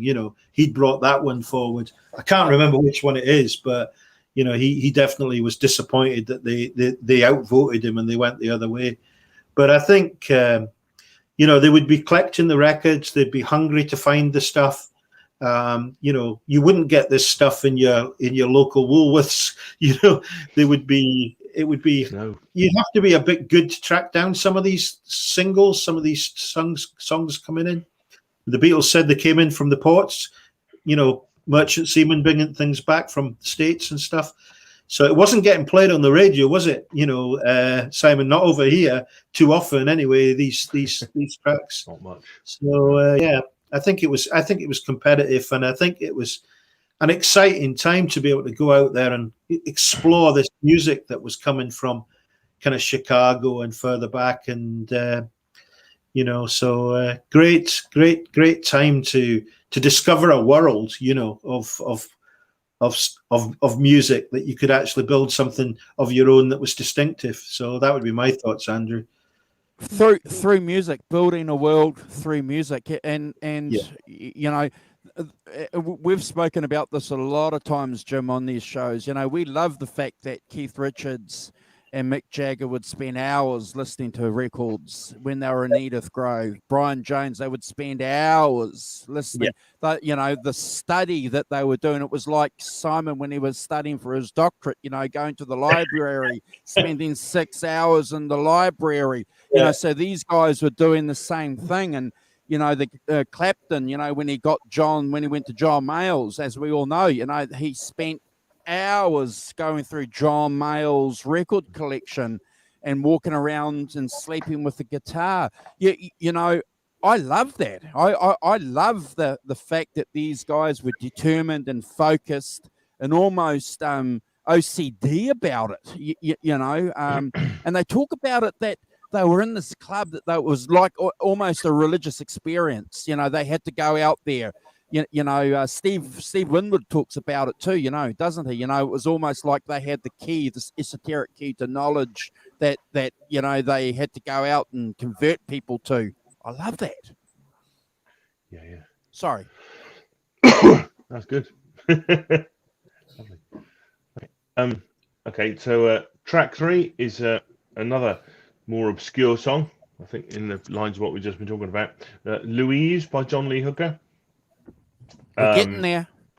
We're getting.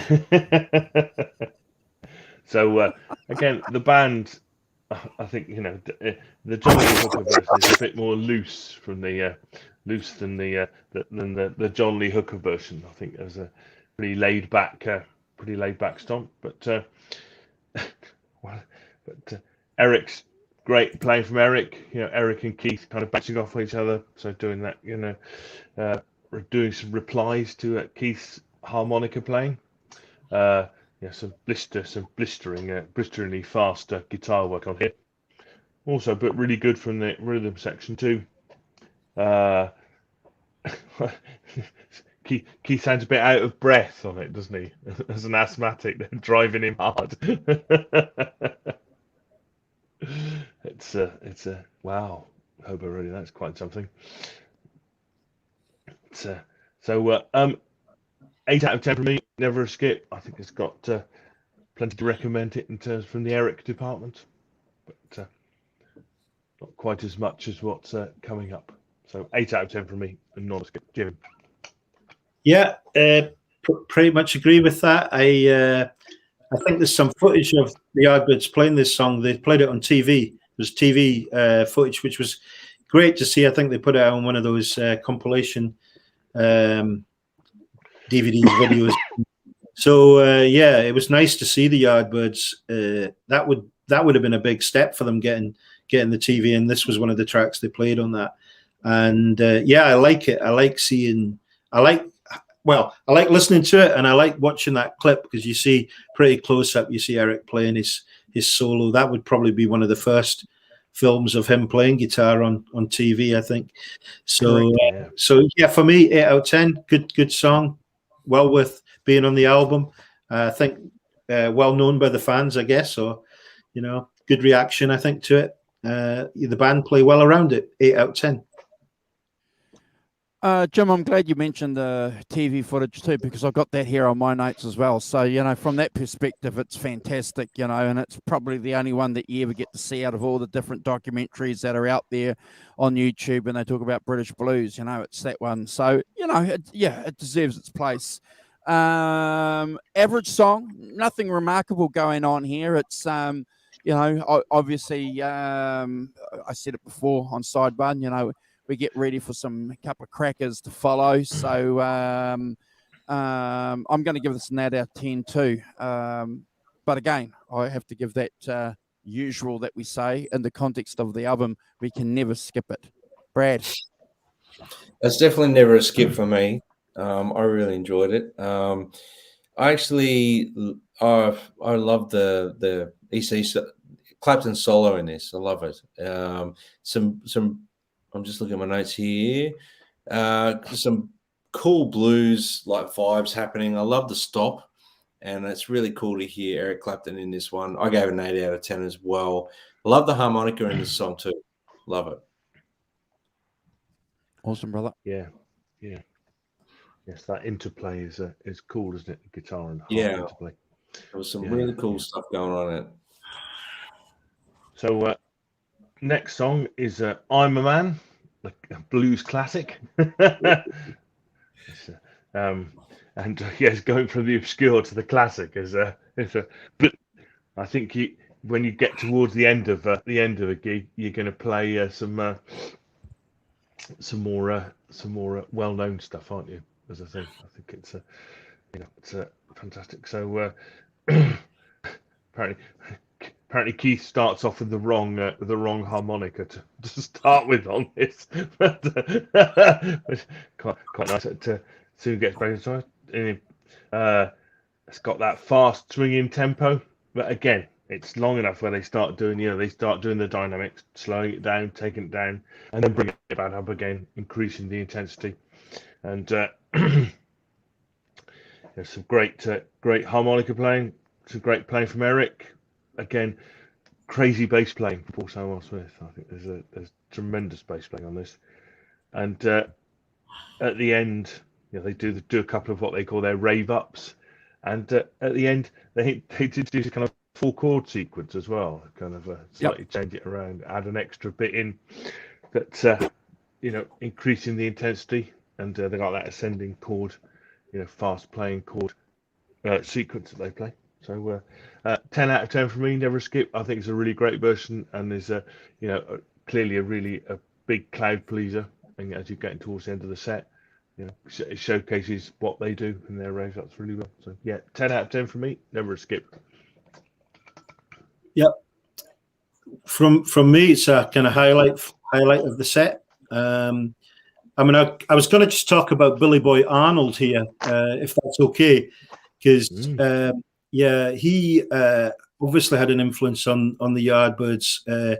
One of my favorite Yardbirds tracks is "I Wish You Would." Great riff, still stands out to this day, and also I like "Ain't Got You," which was a B-side, but some great guitar playing by Eric Clapton. So Billy Boy Arnold, interesting guy, great harmonica and guitar player. He got his lessons from John Lee Hooker and Sonny Boy Williamson. So and he played in Bo Diddley's band harmonica, and played on this. He was a thing. I like kind of unpicking some of those old blues tunes, and was learning one the other day. There's a lot of elements to the playing and great stuff. So, clearly Billy Boy Arnold was a big influence on his records that were out on the VJ label were a big influence on the Yardbirds. So, yeah, this is great. It's absolutely amazing. I'd love to have been there and seen that. And 10 out of 10 for me, no doubt about it. Just great song. Highlight. Thank you, Jim, for that. We really appreciate that. Thank you. It's awesome.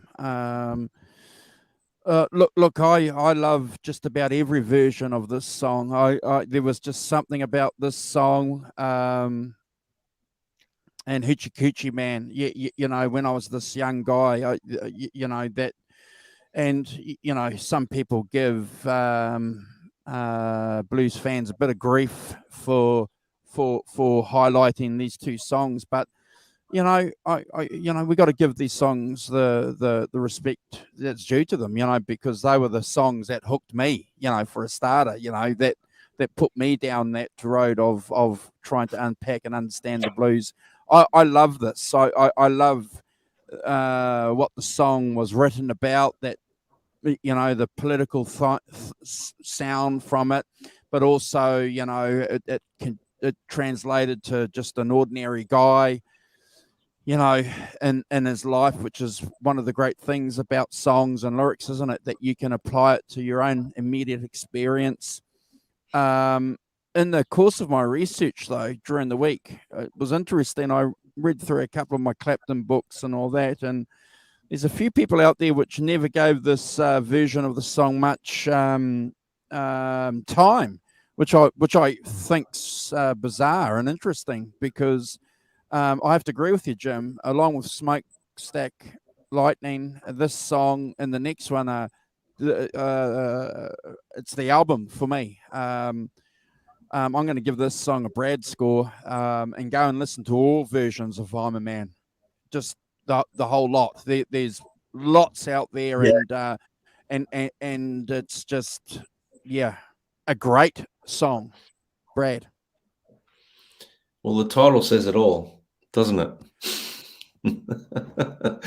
I'm a man, it's a man's song, it's defining manhood, I guess. Good interpretation of this classic. I'll get off that topic. The bass is really cool. I really enjoyed the guitar playing and the harmonica playing. Like it's just something quite unique about this song. And I love pretty much every band that does a version of this. I love this song in particular anyway. So it's a 10 out of 10 for me. It's never a skip. And the Yardbirds did such a great version of this. Yeah, I agree, bro. I have to agree with you. And there was a point that I had that came into my mind. That's why I was going to interrupt the Rock Professor. I don't know. I've forgotten it. Rock Professor, sorry. Fine. Hopefully, if I talk about it, it'll come back. Oh, yeah. It will come back. So, Howling Wolf. Muddy Waters said, blues is man's music. Now, that's no disrespect to the ladies here that are in the chat, because, music's for everybody. But Howling Wolf and Muddy Waters, I think, came out very clearly and said, one of the great things about the blues is that it's man's music, and they didn't have any issues talking about, man things. and you know, that just came to my mind when you said that. When yeah. If for most men, if you need a shot in the arm of testosterone, go and listen to "I'm a Man" by Muddy Waters, and you're going to walk away feeling amazing. You'll be chest beating, you'll be all doing all that gorilla stuff that that us men want to be known for. Correct. Simon. Yeah, sorry, I'm just typing something. Yeah, so the last track is another Bo Diddley song called "Here 'Tis," which is from his 1962 album Bo Diddley's A Twister.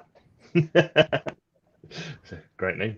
So and I listened to Bo Diddley's original, which is a much more kind of sort of hypnotic kind of beat and a kind of relaxed kind of, whereas this is it's pretty fast. It's fast paced and quite. I wrote down very punky, kind of fast. Correct. Doesn't it? It's kind of you think chalk and cheese.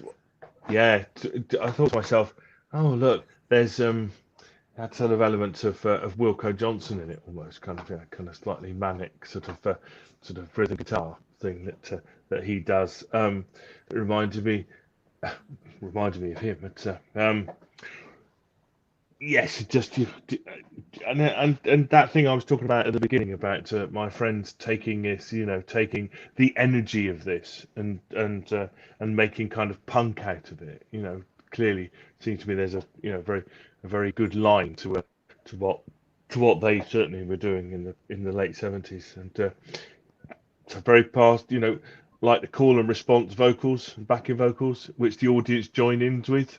It's getting them to join in. So on the last of the again, you've got the the rave up, so you've got the drop downs, to the fast drumming and bass, and then you've got a guitar and bass call and response stuff going on with Eric and Paul Samuel-Smith. Clearly, they could speak to each other through their instruments, not directly to each other.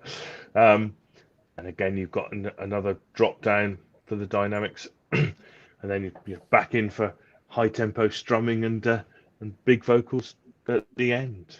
And so 10 out of 10 from me. Nevaaskip, energetic and really making a cover version your own, especially of these songs, is quite difficult, isn't it? The temptation must be to copy it or attempt to copy it, whereas I think they bring quite a lot of their own to these things, what they wanted to do. And so 10 out of 10 from me, and not a skip ever. Jim.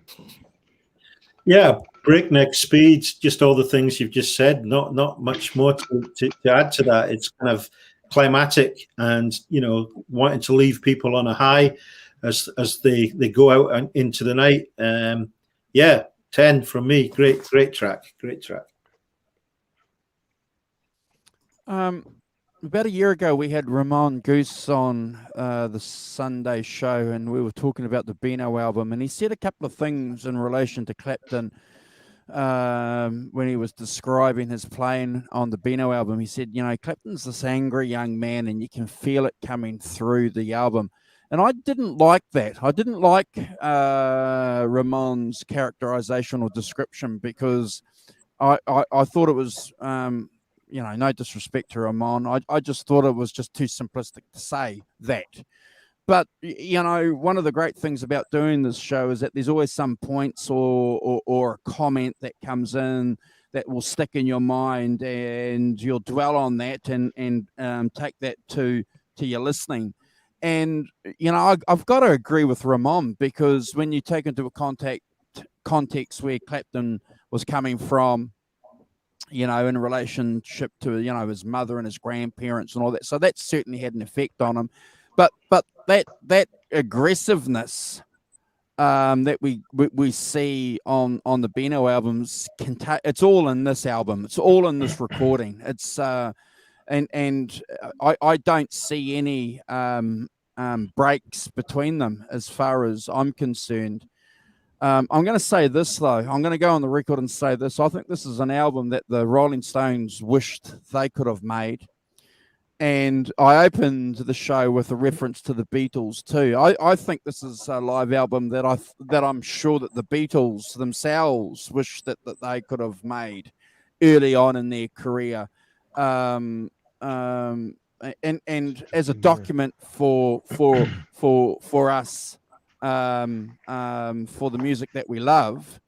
You know, this album's just remarkable. So I don't want to be, disrespectful with some of the scores that we've given. You know, I'm glad that we bullied the Rock Professor to change a score. It's always good when we can do that. But I just think this album is remarkable, and I'm sure a lot of bands were envious when they heard this album. I'm going to give this a 10 out of 10. It's never a skip. I love this version. Brad. Wow, how do I follow that, guys? You know, you guys have just given it, and the boss man just comes in with an analysis like that. I don't know where to go. Look, I love the upfeel of this song. It is very energetically performed, as Simon, spoke about, and I love that interplay in the part of the song where it's between the bass and the guitar. That's really, it's not bad. It's not bad. Pretty damn good to me. And look, I'm gonna say I'll never skip this track. It's a great set ender. I'll give it a 10 out of 10. It's never a skip for me, guys. And I've really enjoyed sort of deep diving into this record. It's been great. Yeah, something of a kind of, I feel like it's something a bit of a historical document of, it's a timestamp. Timestamp of 1963 British R&B in the clubs kind of thing. 100%. There's some standouts for me. Obviously Clapton's playing. Keith Ralph's vocals. Just his what's the word I'm looking for? His timbre, his vocal style compared to what Mick Jagger was singing at the time. It's completely different. And don't get me wrong, we all love England's greatest hits makers. That's a great album, but the difference is, and I just want to, before I hand it over to you guys to have a general conclusion comment. Simon, you mentioned about covers and having this no fear attitude and making it completely different. Isn't it amazing that bands get shit today if they completely change a song? It doesn't sound like the original. But back then, they didn't care. You can give a song. They didn't care that it sounded that it didn't sound like the original. So, interesting. Yeah, just different now, isn't it? That sort of thing. But yes, it doesn't sound anything like the original. Should be a compliment, not a criticism, I feel. Yeah. So, in conclusion, as I say, I think that it is a product of its time, but it's also a snapshot of those, and I'm sure the Rolling Stones were in a similar position to them, of those R&B bands that were playing in the clubs, British R&B clubs, in the early '60s. I think it also showcases, Clapton's development as a guitar player, and that fiery kind of playing that that he gets very well known for on the next thing he records. Is he's already here, and for an 18-year-old to play like this is quite phenomenal, I think. So for me, that's and as I say, the enduring kind of influence that it had on musicians that I know, from the late '70s and things. It's a very interesting line to be drawn there between things. And don't we love it, Jim? Don't we love it, the fact that Eric put his money where his mouth is? He said, "No, you guys can make pop music. I'm out of here. I'm going to go and stick to the blues." I love that. Yeah. Yeah, you've got to be true to yourself, I think. And I think that's the things about Clapton is, whether he's playing with anger or his feelings always come over in his playing, The Blues Breakers, there was anger in the young man. And ambition and all sorts of things. But you can always hear his feelings and his playing. Very soulful. I just want to show one thing. There's a good kind of CD set that's out that's got kind of sums up a lot of this stuff. It's got some of the Five Live Yardbirds stuff on, and stuff they recorded with backing Sonny Boy Williamson, and some of the session stuff Clapton did with Otis Spann, Champion Jack Dupree, some of the early stuff with Mail, the stuff he did with Jimmy Page, and it's got some other stuff there, Martha Velez stuff. But it's not a bad little set to pick up on if you want to kind of see some of the context around that stuff. Brilliant. While we've got you presented there, do you want to show us a couple of your axes if you want, and talk to us about them? Because oh wow, that's I don't know if you can see how good that's an Eric Clapton signature one from it's an '89 model. I bought it in 1990 new, and I was kind of searching really excited to get hold of this guitar. I've had it. It's I love it. I'm kind of it has it doesn't have the the noiseless. I've never played one with the noiseless, and I might get another. I don't know. I've been looking to buy a guitar at the moment. Some interesting stuff out from Fender. There's a nice American 50s one, which I'm kind of a bit attracted to, which sounds kind of good. And so I'll be I am going to go shopping. So that's got the boost button on it, Jim. Has that got the boost button on it? It's got the it's got the TBX and the decibel boost thing. Yeah, so it's a very versatile guitar. I think Brad's obviously a very good musician, and Andrew, I've seen some of your clips and stuff, and you, Simon, as well. So it's good to be able to get the range of different tones. I think the intent was Clapton was wanting something that he could get the Strat tones, but it could also get kind of Gibson-y like tone out of it. So when he was doing those tours in the 90s, and playing with the Soldanos and the kind of Strat with the lace sensors, he was getting some great tone and amazing power. So just a couple of others just to show you. I've got this is a custom shop designed but made in Mexico, 50s classic player Strat, and it's a real favorite of mine. It's a great guitar. Pickup configuration is different. You get the bridge and the neck on one of the settings as well at the same time. It's a nice looking guitar. It's got the V-shaped neck like the Clapton signature guitar, and it's set up kind of nice tremolo. Lock-in tuners, vintage lock-in tuners at the top. You can't really see that, but it's great. And finally, I've got a kind of just it's the other side. It's a sort of pair thing. So paired up. This is the custom shop designed Mexican made 60s Stratocaster. And it's got the kind of 69 style pickups on that. And again, it's good to have something different. It's got a C-shaped neck, quite good, quite flat fretboard. All my fretboards on these electric ones are kind of 9.5. I think there's some 12s coming out now. I can't remember. It's a different, so you can get kind of all sorts of stuff. But that's a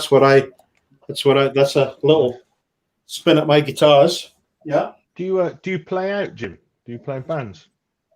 No, not anymore. I just I did when I was at school. When I was about 16, 17. Then everyone went off different directions. And we kind of. My sons play, my son's in a band, my youngest son, and my eldest was. He's not now, and they kind of recorded some stuff. He's got some stuff on Spotify. So that's good. My hobby, I just kind of make my garage band tracks, and layer them up. And I have fun doing that. I'm glad you got a Clapton Strat, because Brad and I've got one. I've got a Clapton Strat too. I've had this since 1990. I sold it and got it back at about 94, 95.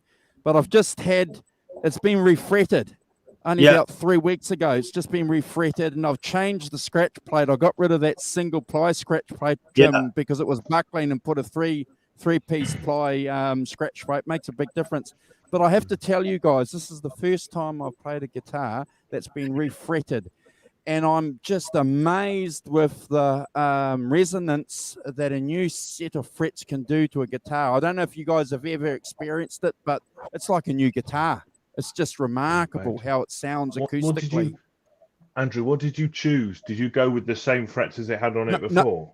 No, I went up a size. Because I've got another Strat that has that size, and I just like it. But it's not the jumbos. It's the size down from the jumbos and the size up from the ones on the Clapton Strat. Yeah. But yeah, look, I got to agree with you. Because I'm going to have this refretted, because I'm wondering about what to go for. So go and get it done. It will be like a new. It's unbelievable, bro. Go and get it done. I can't stress it. Yeah. But most of my other guys got quite a lot taller frets. This has got vintage skinny frets on it. So, you're right. So my luthier, he had to shim the nut. He shimmed the nut to make up for. But yeah, I'm glad, Jim, that you're a Strat man, because we love Strats here. Even Brad's got a Strat there behind him. I see that you've got the Pewter too, and it's slightly different in colour from mine, I think. I think there's a bit of difference if you look at. I don't know if you can catch it. My Pewter one or Andrew's? Andrew's looks slightly different to mine. Yeah, this is a little bit faded. This has been in the sun. Yeah. But they're we used to good. play outside. And yeah, I haven't got mine here to pull out. I've got it in storage. I'm hiding it away from Warren. But yeah, I've got a storage. I have got a storage.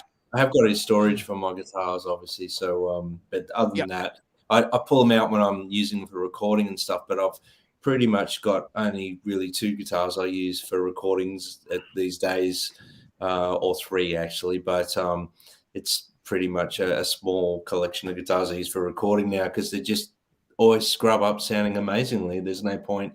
It's one of those things for me. If it ain't broke, don't fix it.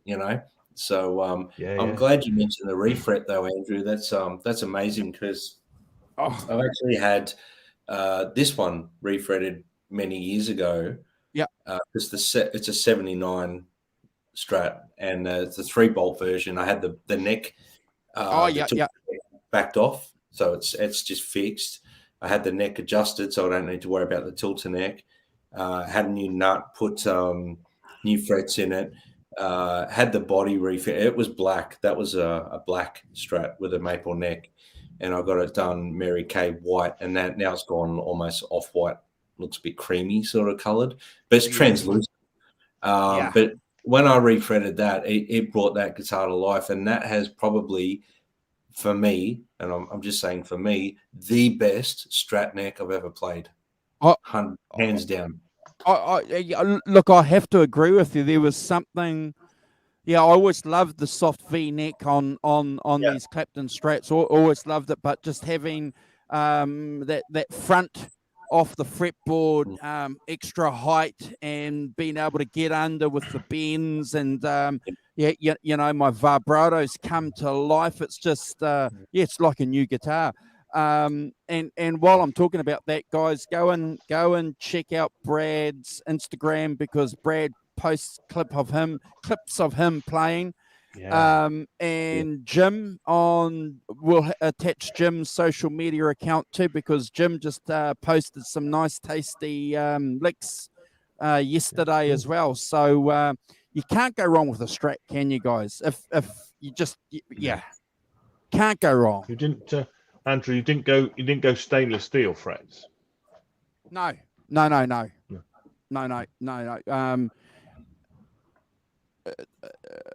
Cost $400. So it's $425 to refret, and as opposed to about $650. So, and these frets here, if they've been on here for 30 years, if I get 30 Wow. years out of this guitar, Yeah.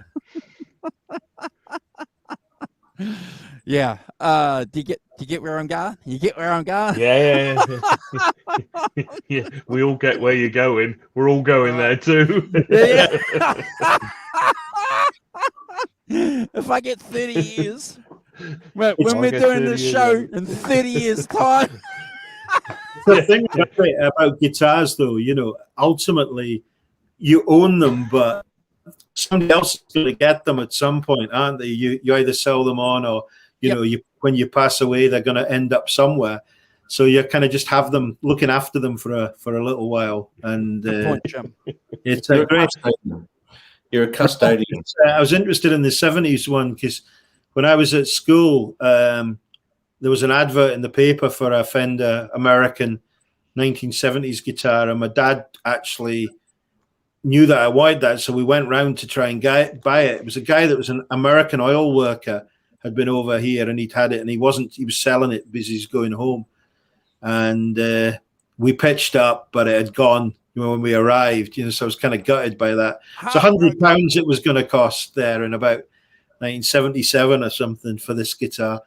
And the thing that was hardest to take, though, was I was in a band at school, and I pitched up. There was another band that played around, and we had this rehearsal space, and this guy walked in the next day with a Fender case, you know, and he opened it up, and there's this cream 70s Fender. So he had it, you know, and he was like, he couldn't play, you know, at all. You know, he was like really struggling, but hey, he got a good guitar to learn on, I guess. So I had to took a while to get over that for me. Missed it. Yeah, I think. Did you say it was a 70s Strat that you missed? Yeah.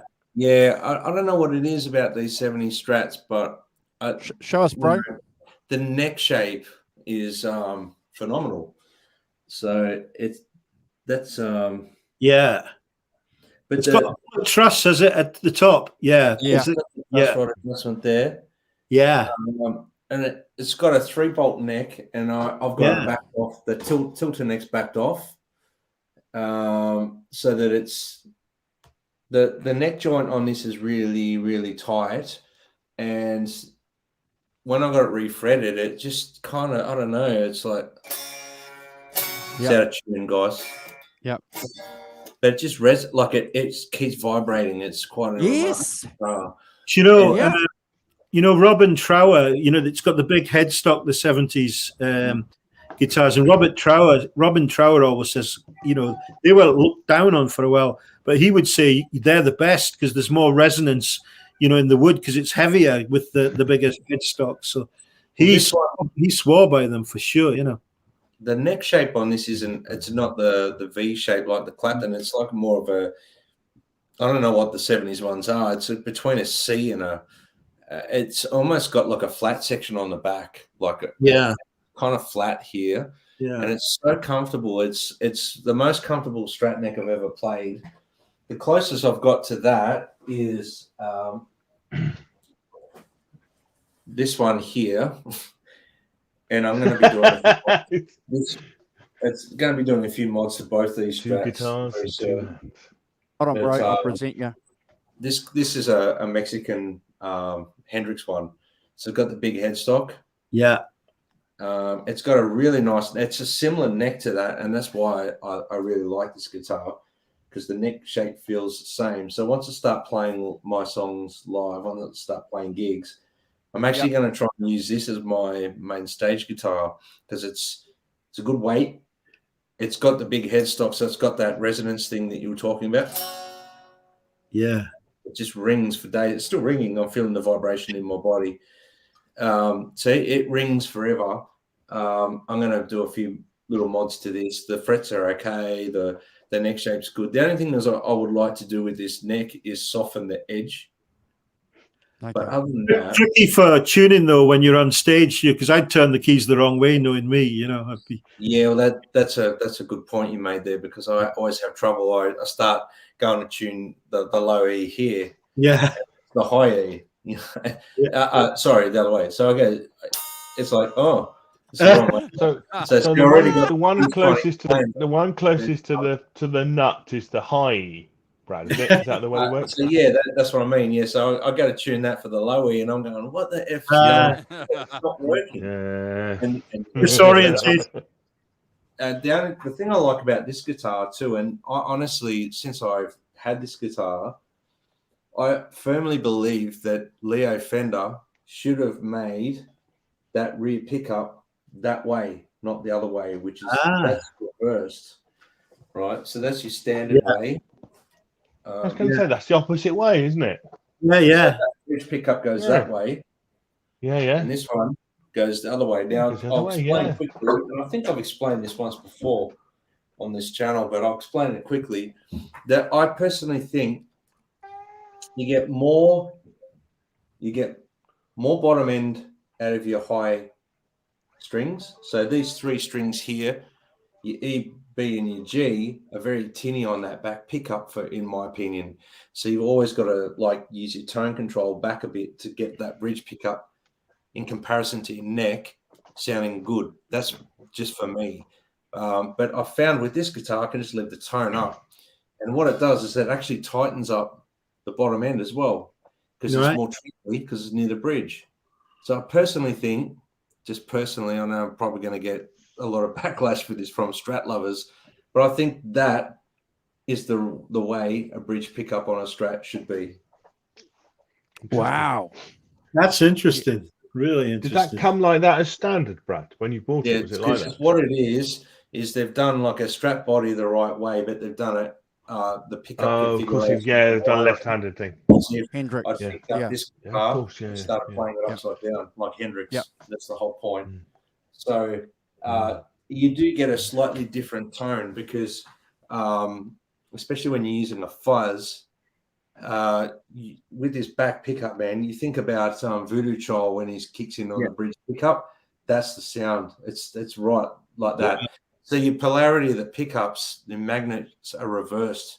So the way the magnet is that is really for your bottom end, but they've actually made it so your bottom end is on your top string and your top end is on your bottom string. So it gives a different nasally sound to it. It's got something it's got some mojo. I like it. Yeah, anyway. You've mentioned that before, bro. So I'm glad that you've mentioned it again because I forgot that. But have you come across that before, Jim, at all?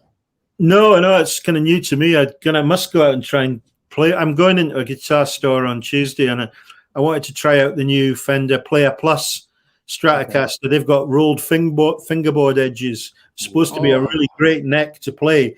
You know, it's a high-end guitar.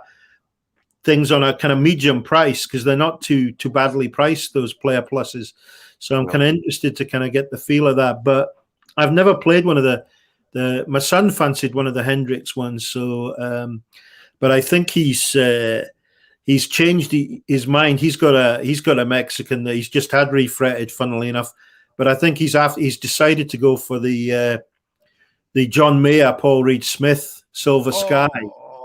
So that's the one he's saving up for it at the moment. But they're not cheap. They're not a cheap guitar. They're not cheap at all. And but he thinks that's the one to go for. And I'm not going to buy one, but I'm going to sure want to play it when he gets it. You know, get a try. Yeah, I'd love to play one too. I'd never buy one either myself, but. Yeah, I'd love to play one if there was ever one in a guitar shop. But keep us in touch, Jim, with how you're going with that.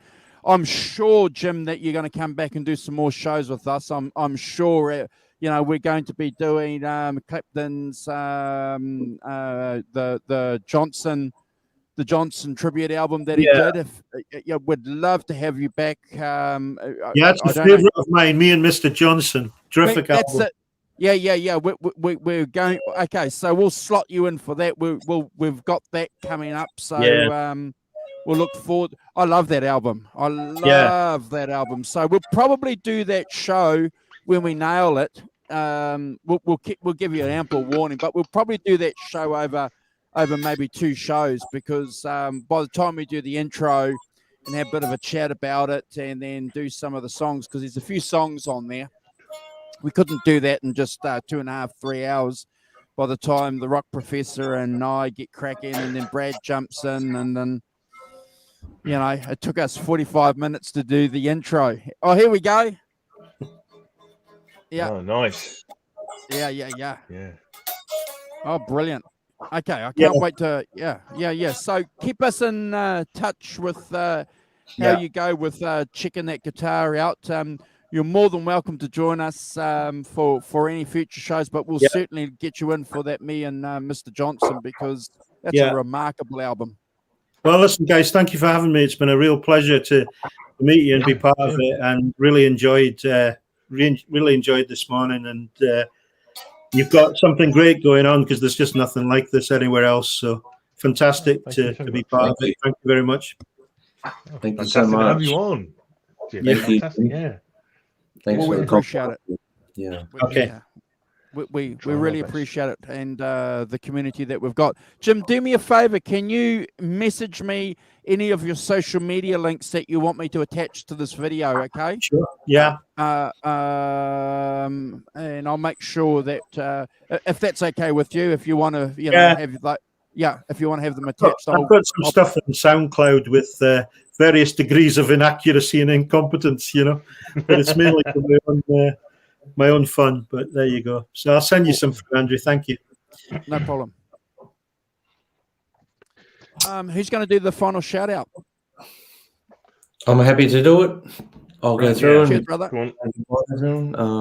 Guys, look, before I go through it, I just want to thank Jim for coming on and giving us your time. We really appreciate it, and for the lovely compliment. We obviously take that to our hearts. It's very important that we do feel like we're providing a service here on this show. So thank you so much. We give it 100%, and we really appreciate that. So thank you, Jim. Thank you. Okay, so I'll just say thank you, everyone in the chat. We've got Crappy Luxury. Thank you, guys. Thank you, Crappy. Thank you, Ellen, my mother. Hugh, thank you.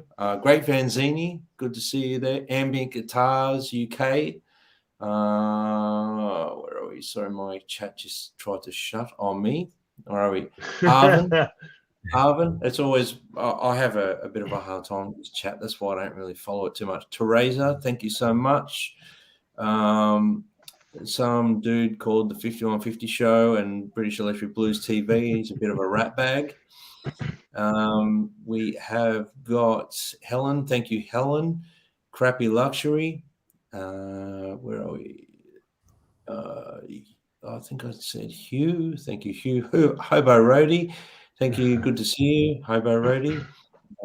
We have got, and as I'm going through this, everyone that watches this show later on, please subscribe, give us thumbs up, do all that stuff that's important for the channel growth and development, because obviously we're organic. We're expecting, you guys to help us grow. That's, we'll keep doing these shows. You guys help us grow. Ken, my father, Ken Cook. He's Kenneth K on. I think he's got a new YouTube account. So thank you, Ken. Thank you, Mum and Dad. Derek Clapton. We know, Derek, that it's Eric Clapton. We know it's you. You don't have to disguise your name. Eric is Derek. It's in all the books. Yeah, it's Derek. It's Eric Clapton. It's not Derek Clapton. All right, we know that. I think of John. Of course, John ZD351. I'm just trying to get back to the top of the chat here, brother. Thank you so much. We absolutely adore your artwork, mate. I know we don't pay you, but you're a big part of the production team here, so we really appreciate that. It also helps us because we're not having to do all the posts. We're just resharing everything you do because you just out and right, just supporting us. So thank you so much. Charlie S, thank you so much. We've had a lot of people here in the chat. 708 Jay, he's gone, but thank you, Jay. Christine, thank you, Christine. Sonia, thank you. Just going through, I'm repeating a fair few people here, but this is amazing. This is really great. And like, I can't say thank you enough. Have I missed anyone there, Andrew? I think I've gone through everything. I think you've pretty well got it, bro. And, Caleb, thank you so much. I know you're probably not there, but you know, thank you so much for contributing, and we really appreciate it. Thank you guys. Thank you guys so much. Cool. And I forgot to mention too that we were streaming on our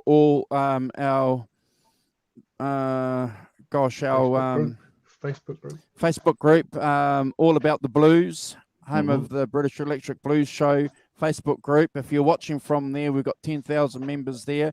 If you all sub to the channel from there, that would just make it so much easier for us. So, you know, we've got 10,000 people over there. Stop messing about and subscribe to our little channel. I'll mention something just quickly. You realize when we stream to Facebook that because of the algorithms, they hide YouTube because YouTube isn't supported by Facebook. So we're not getting the coverage there. So come on over to YouTube so we don't have to worry about Facebook. Yeah. And this is the second show that we're streaming on our Twitter account too. We streamed the 5150 show on our Twitter account yesterday. So this is the first Sunday show over there too. So yeah, we're looking forward to that. Another great show, guys, yesterday. Another really good show yesterday. Thank you. Yeah. Thank you. Really interesting digging into things that people bypass, you know. And Michael Anthony, bass player, I think is absolutely worthy of doing that, following from the Alex Van Halen one you did before. That's really cool. Jim, just say one thing, just a kind of shout out from me for there's it's in Bristol, but there's the Blues Lounge radio show is a great radio show for you guys to check in. It's on the net as well. I can't remember the channel that carries it, but they archive the shows and they're available. But Steve Hoare plays great contemporary current blues music, and he's actually featuring Eric Clapton's new album today, tracks from the new one, The Lady in the Balcony. So there's some the blues tracks on that from covering Keith Green and things. So might be worth tuning in, if not today, at some point to that. So yeah, Clapton did a wonderful version playing a 12-string acoustic of Black Magic Woman. It's fantastic. I can't wait to get that. Jim, if you can do me a favor and flick that link to me when you get a chance, and I can attach that here, and we can share that on future shows. I look forward to it. Jim, come back. Keep us in touch with what happens with this guitar that you that you're going to have a look, and we'll get you on for me and Mr. Johnson. Certainly, look forward to it. Thank you. Bye bye. See you guys. Bye all. Take care.